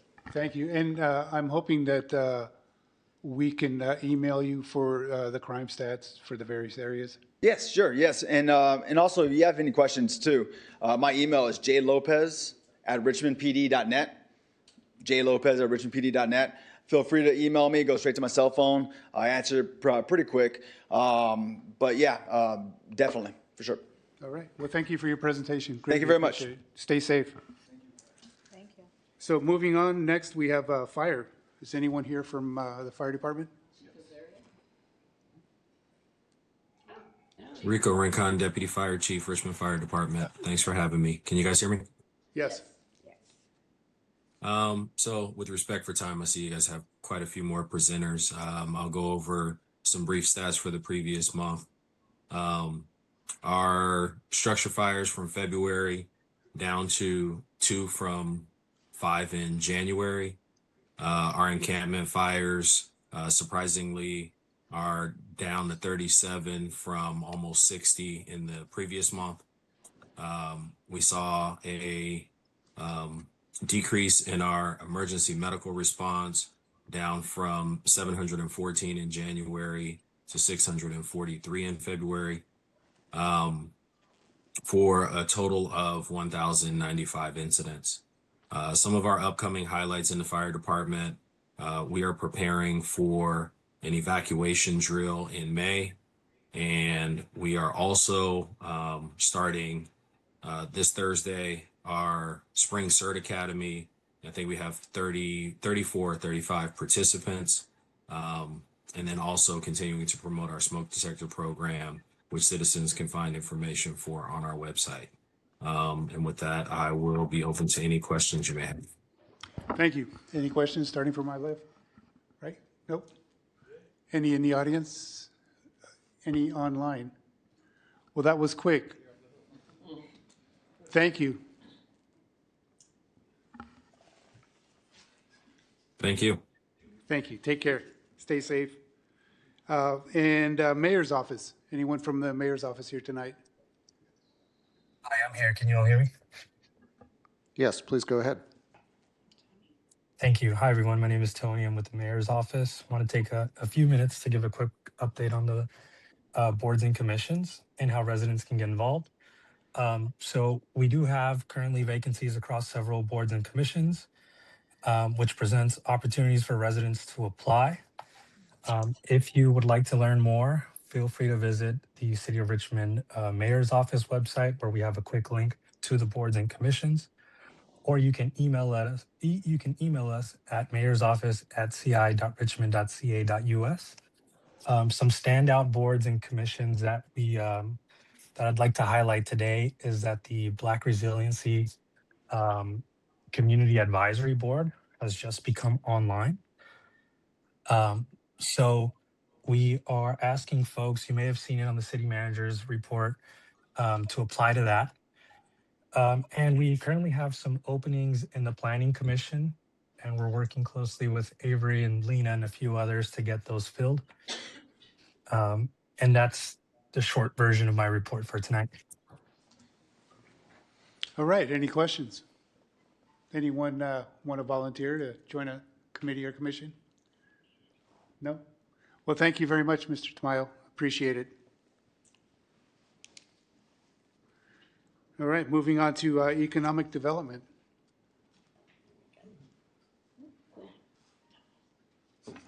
Good evening, councils. Before I go into economic development, oh, by the way, my name is Justin DeLeon, Senior Business Assistant Officer for Economic Development. Before I go into mine, I would like to turn it over quickly to Gabino. Hello, good evening, buenas noches. My name is Gabino Redondo, currently in Public Works, but also work with Economic Development.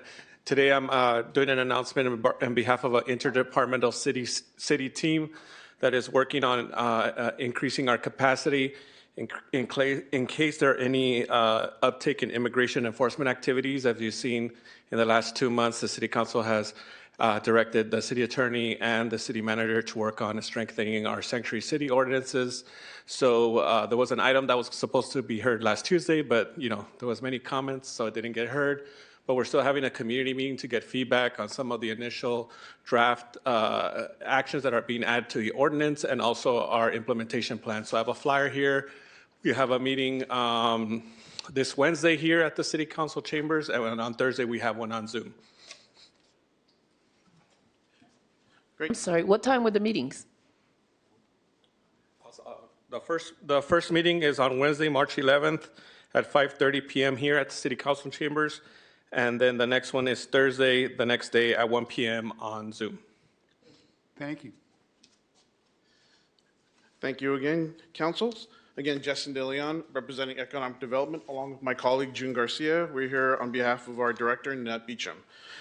For business development, we have a number of updates and announcements and celebrations. The first one is the announcement or an update regarding the facade improvement program.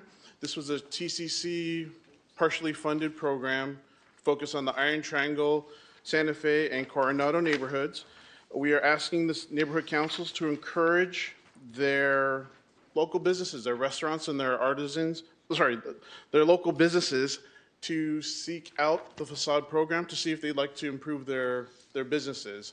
We have received applications so far, but again, there's $300,000 available for businesses to improve their facades. Next update is the Taste of Richmond. Thank you to the previous council who announced the Taste of Richmond. I have a flyer here. We are having the Taste of Richmond, which is in partnership with the Chamber of Commerce and the Economic Development Commission, this Saturday, March 28th from 4 to 7 p.m. at the Richmond Auditorium. Restaurants and artisans still have time to sign up to showcase their wares and their food.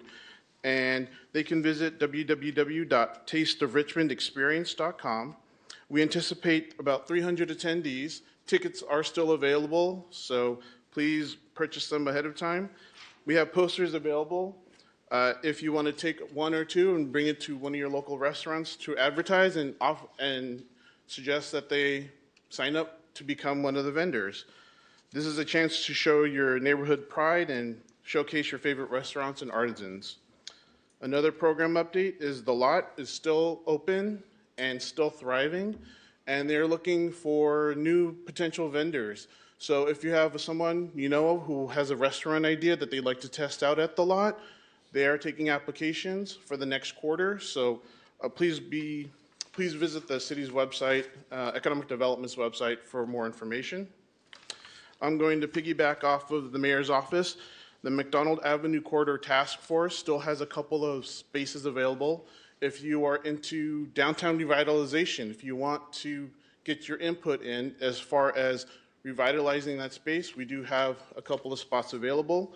One milestone that the task force did reach was releasing the RFP, the request for proposal, the economic downtown revitalization strategy. So we've earmarked a couple of $100,000 for a consultant to come in to provide feedback as to what is the most economically viable types of businesses and just give us a good understanding of what we have in downtown. So that is a big milestone for them. Along with the Economic Development Commission still has seats available. We are meeting this Wednesday. You're invited to attend and just listen to what they plan and what they are setting as far as their goals for 2026. The last two updates I have, we have another program, On-Demand Business Support.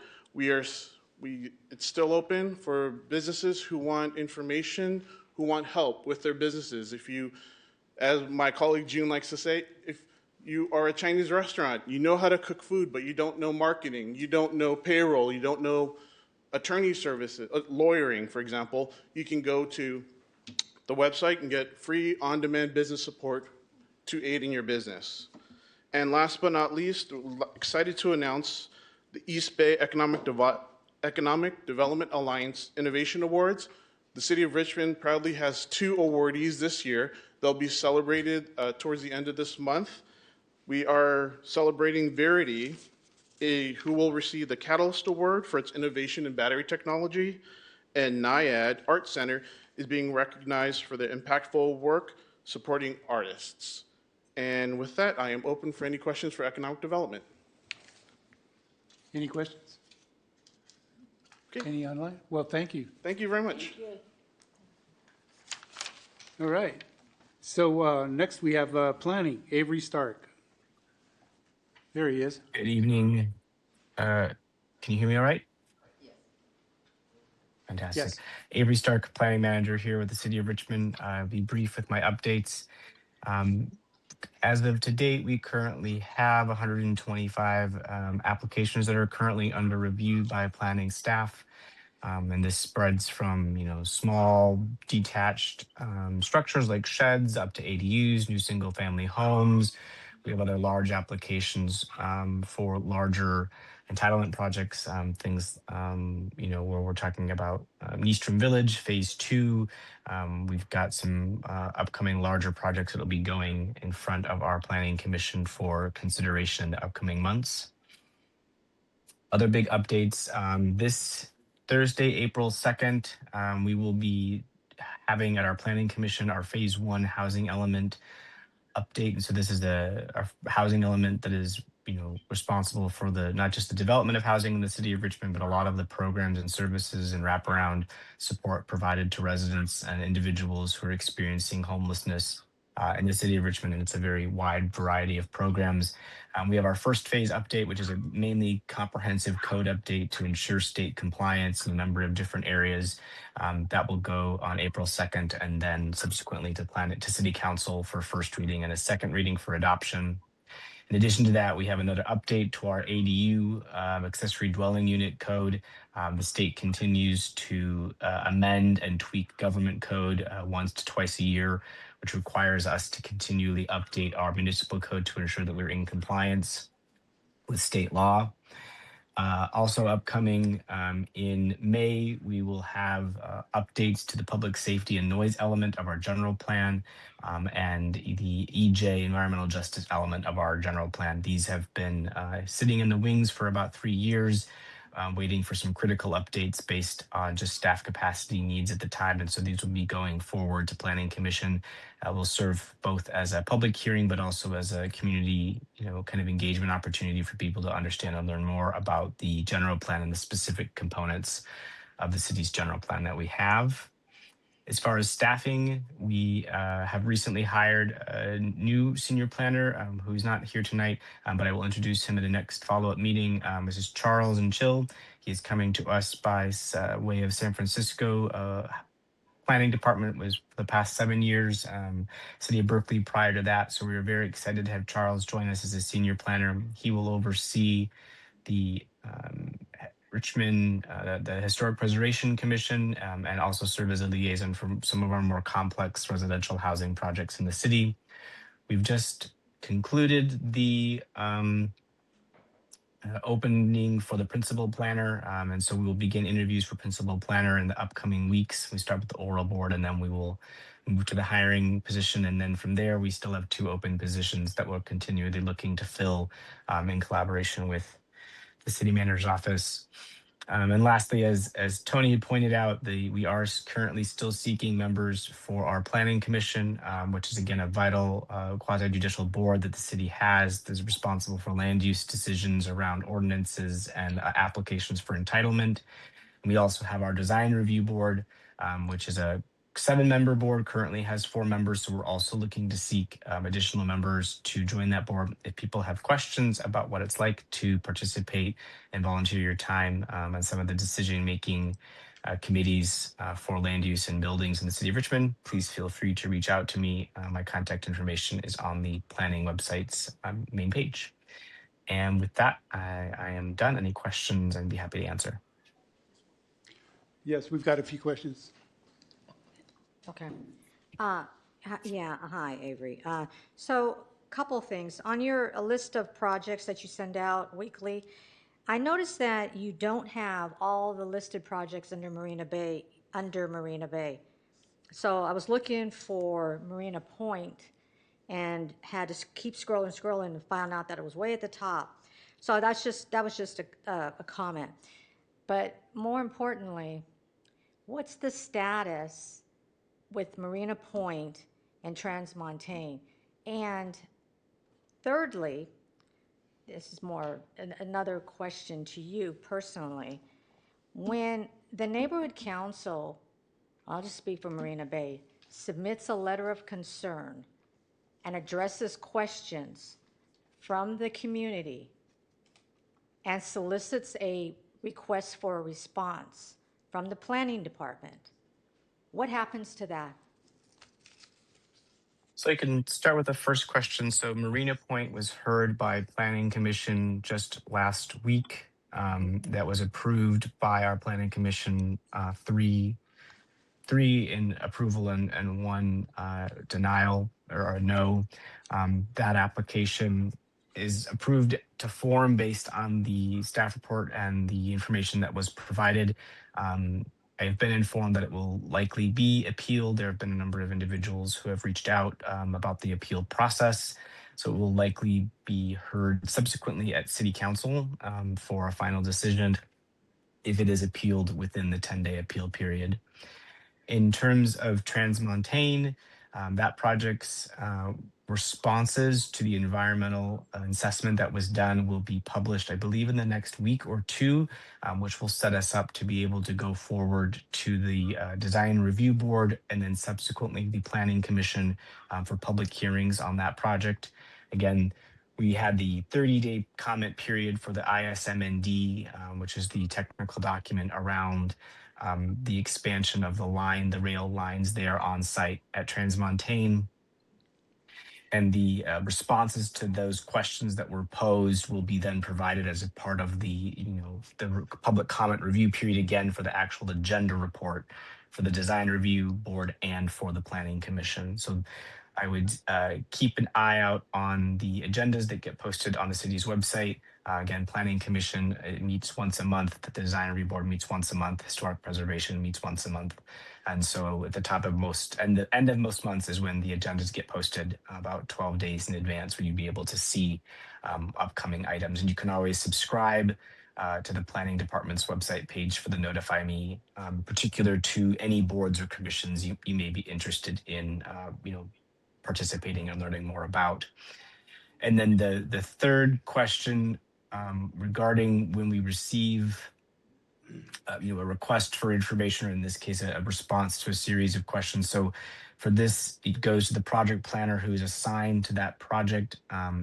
It's then taken in, read, understood. There are times where we then are able to provide official, response and correspondence that we then post as a part of like a memo for the project.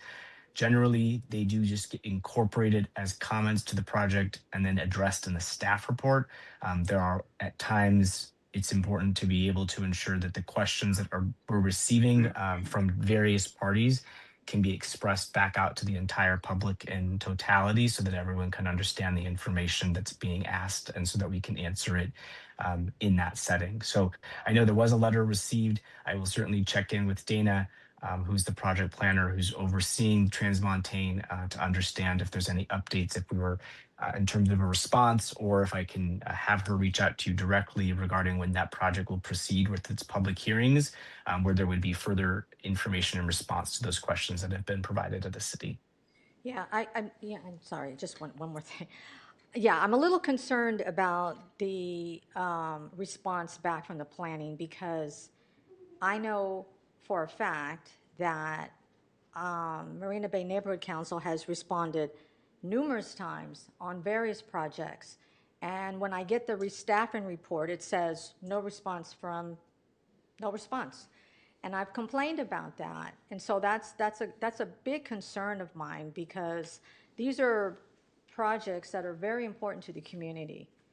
And you know personally, as well as Dana, that we've had years of communication, even before you were hired, the prior project manager. So it's very concerning that these, the letters and the communication is not made part of the staff report. I can certainly answer that. So up until the public comment period has been opened and the application has been publicly noticed for a hearing, all comments received prior to that are not incorporated in the record, as they're not being received within the window of public comment. So when we open an item and establish a public hearing and its date, any items, emails, letters, voicemails, things of that nature, or phone calls we get that we type up, those are what get included in the public comments packet that goes in front of either the Design Review Board or the Planning Commission.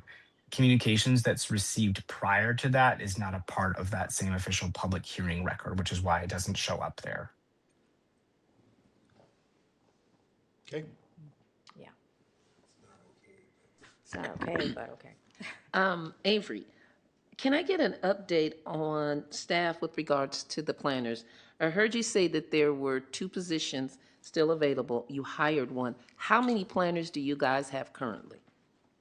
Currently, we have 5 professional planners, including myself, and we are in the process of hiring for the principal planner. And then we have the 2 open and funded positions, which are an additional assistant planner and a planning technician, which primarily serve the front counter, phone calls, emails, and conduct and assist with a lot of the over-the-counter permit review that the city has. So it would be safe to say for fully staffed, you'd have a total of 8? Correct. Okay. Secondly, I would like to know what's going on with that huge warehouse at the end of Parchester that is designated as a marijuana facility. I've seen, I swear I've been praying it away. I've seen some activities, though. I've seen some trucks and things, but I'm not asking the proper people what is going on. Has somebody rented that facility? Is something going on in there? And if so, is Parchester going to be notified? Because prior to you coming here, we were not notified, and it was not truth that we were told beforehand that it was told to me that the planner said, quote unquote, that the owner had talked to Parchester, which they never did. And at that time, you continuously guys had turnovers with the planners and the planners. So I thank you that by now you have a process to verify what an owner actually says, what an owner actually does. But I need to know, and the neighborhood would like to know, what is going on with that warehouse? Are you speaking directly about Power Plant Park off Richmond Way and Goodrick Avenue? It's on Giant. It's Or on Giant and John, Oh, right at the Upper apologies. Collins. Yeah. It's been there for some time. Next to the storage. Yeah, next to the storage facility. Oh, okay. There we go. Thank you. Let's see.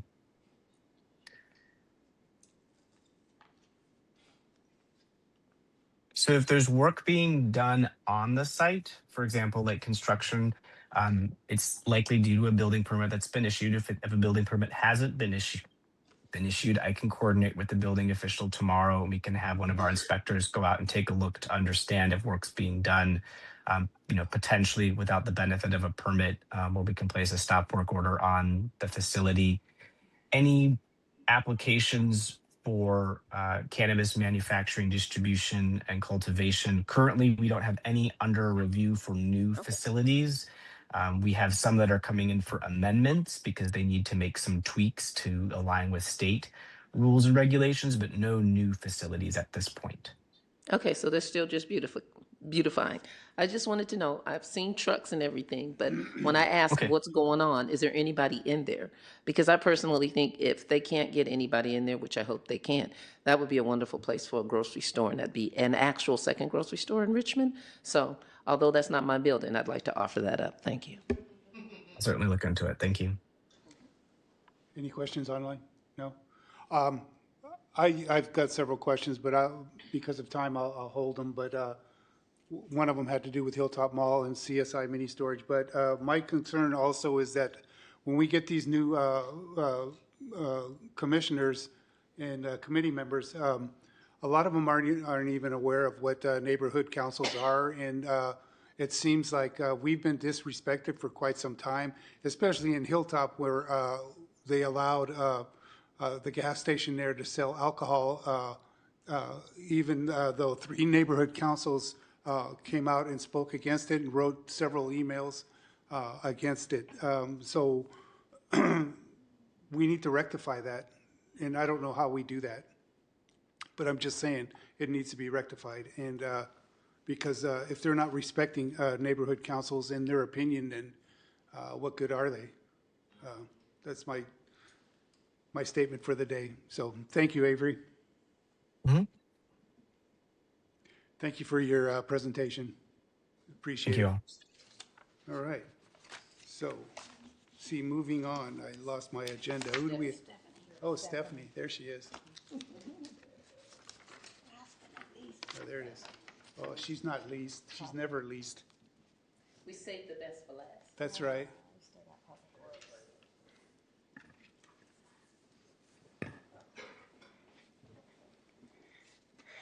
Good evening, everybody. This is Stephanie and I. I'm with City of Richmond Community Services Department of Recreation and Public Works, here to just provide a lot of announcements on what recreation is up to.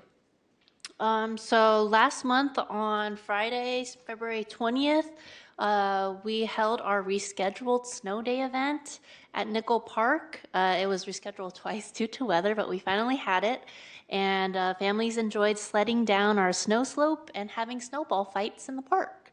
So this is an annual event now, so look out for December 2026 for our next one.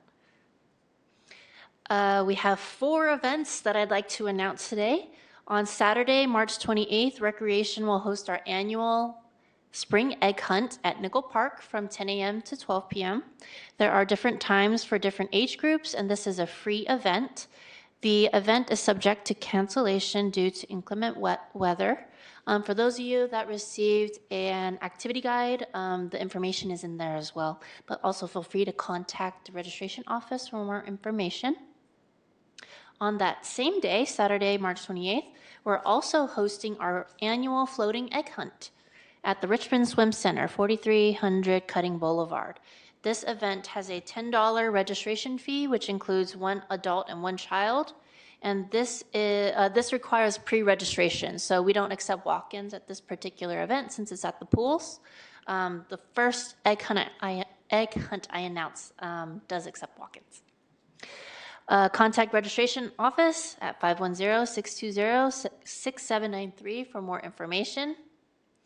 On Saturday, April 4th, 2026, from 10 a.m. to 11:30 a.m. at Nickel Park, we're hosting our 3rd annual Holy Celebration. Families are invited to come together for a morning filled with color play and Zumba classes. This is also a free community event. Lastly, on Saturday, April 25th, 2026 at Nickel Park, save the date for our annual Park Prescription Day. Join us for free community fitness classes, health and community resources, and kids and family activities. This year, we're excited to announce we'll have rock climbing walls and human hamster balls, and we're working to bring even more to this annual event. In terms of programs, we're now accepting registrations for our spring break camp at the Recreation Complex for kindergarten through 8th grade. Camp will take place at the Recreation Complex Monday, April 6th through Friday, April 10th, 10 a.m. to 4 p.m. and costs $70. Before and extended care options are also available. Lastly, the Douglas T. Corbin Scholarship Fund, in partnership with the City of Richmond, is pleased to announce a fund to help Richmond families pay for swimming lessons for children and to assist those who are training to be lifeguards for the City of Richmond. Richmond families with children ages 3 to 12 years old, meeting family income guidelines, can receive 50% off swim lessons at the City of Richmond pools. Additionally, 15 to 17-year-old Richmond youth meeting the family income guidelines can receive a $300 stipend for lifeguard training with a commitment to work for the City of Richmond. For more information on this fund, please contact the registration office at 510-620-6793. As always, contact our registration office if you have any questions. If you have any questions for me, I forgot if I introduced myself as the liaison to the Richmond Neighborhood Coordinating Council and Neighborhood Councils. My name is Stephanie Nye, and I can be reached at 510-620-6563. And that will be it for me today. Any questions? I have a quick one. Yep. Stephanie, what time is the ribbon cutting for the library rehab? I'm sorry? For the library rehab, what time is the ribbon cutting? Oh, I don't know that information, but I could get it. 12 to 1. What's the date? It's the 25th of March. 12 to 1. Well, once a flyer comes out or anything, I'll be sure to send it over. Thank you. Do we have any questions online? No? We have somebody Could you state your name and your neighborhood? My name is Jerry LaLondeberg. Here you go. I'm on the east side. I want to tie together four things, and thank you for your presentation. I'm currently the vice chair of the Richmond Commission on Aging. I'm also an active member in the CERT training program. And there's $36 million pending from the Bay Area Air District. So I need the neighborhood council's help for the next month or two to identify which neighborhood council wants to work on a proposal that is being developed specifically to ask for some funding for resiliency for elders. Basically, what I want to do is work with the CERT program to help each neighborhood identify the frail elders in their neighborhood and then coordinate that. And obviously, to me, the neighborhood councils are the entities that could also take a lead role in that. So if anyone is interested specifically in that concept or that process, I've given my card here, and I'd like to follow up and write a proposal. It's due May 29th, so basically it has to be written in the next month so we can do something. Thank you. Thank you. Just as food for thought, there are no senior centers in Hilltop. Okay, well, we can get to that too. Or in District 4, period. Yes, I think we can definitely work on that, and with another set of grant money. There you go. Thank you. Thank you. Thank you. Anyone else? Yeah, I would like to get your information. We do have CERT. Absolutely. So he has my Okay. phone number is there as well as my email address. Okay, great. Thank you. Thank you. Well, thank you, Stephanie, as always. Next, we had Carlos Castro from Public Works, but he's unavailable tonight. And we send him our condolences. We have old business. I don't know that we have any or new business. But I did want to say that next month, I believe April 13th, we have the Finance Department. They will be, yeah, we'll get to him. There will be the Finance Department, and they will be providing all the snacks out front. And I want to thank Shields Reed, Marina Brown in particular, and Annie King Meredith.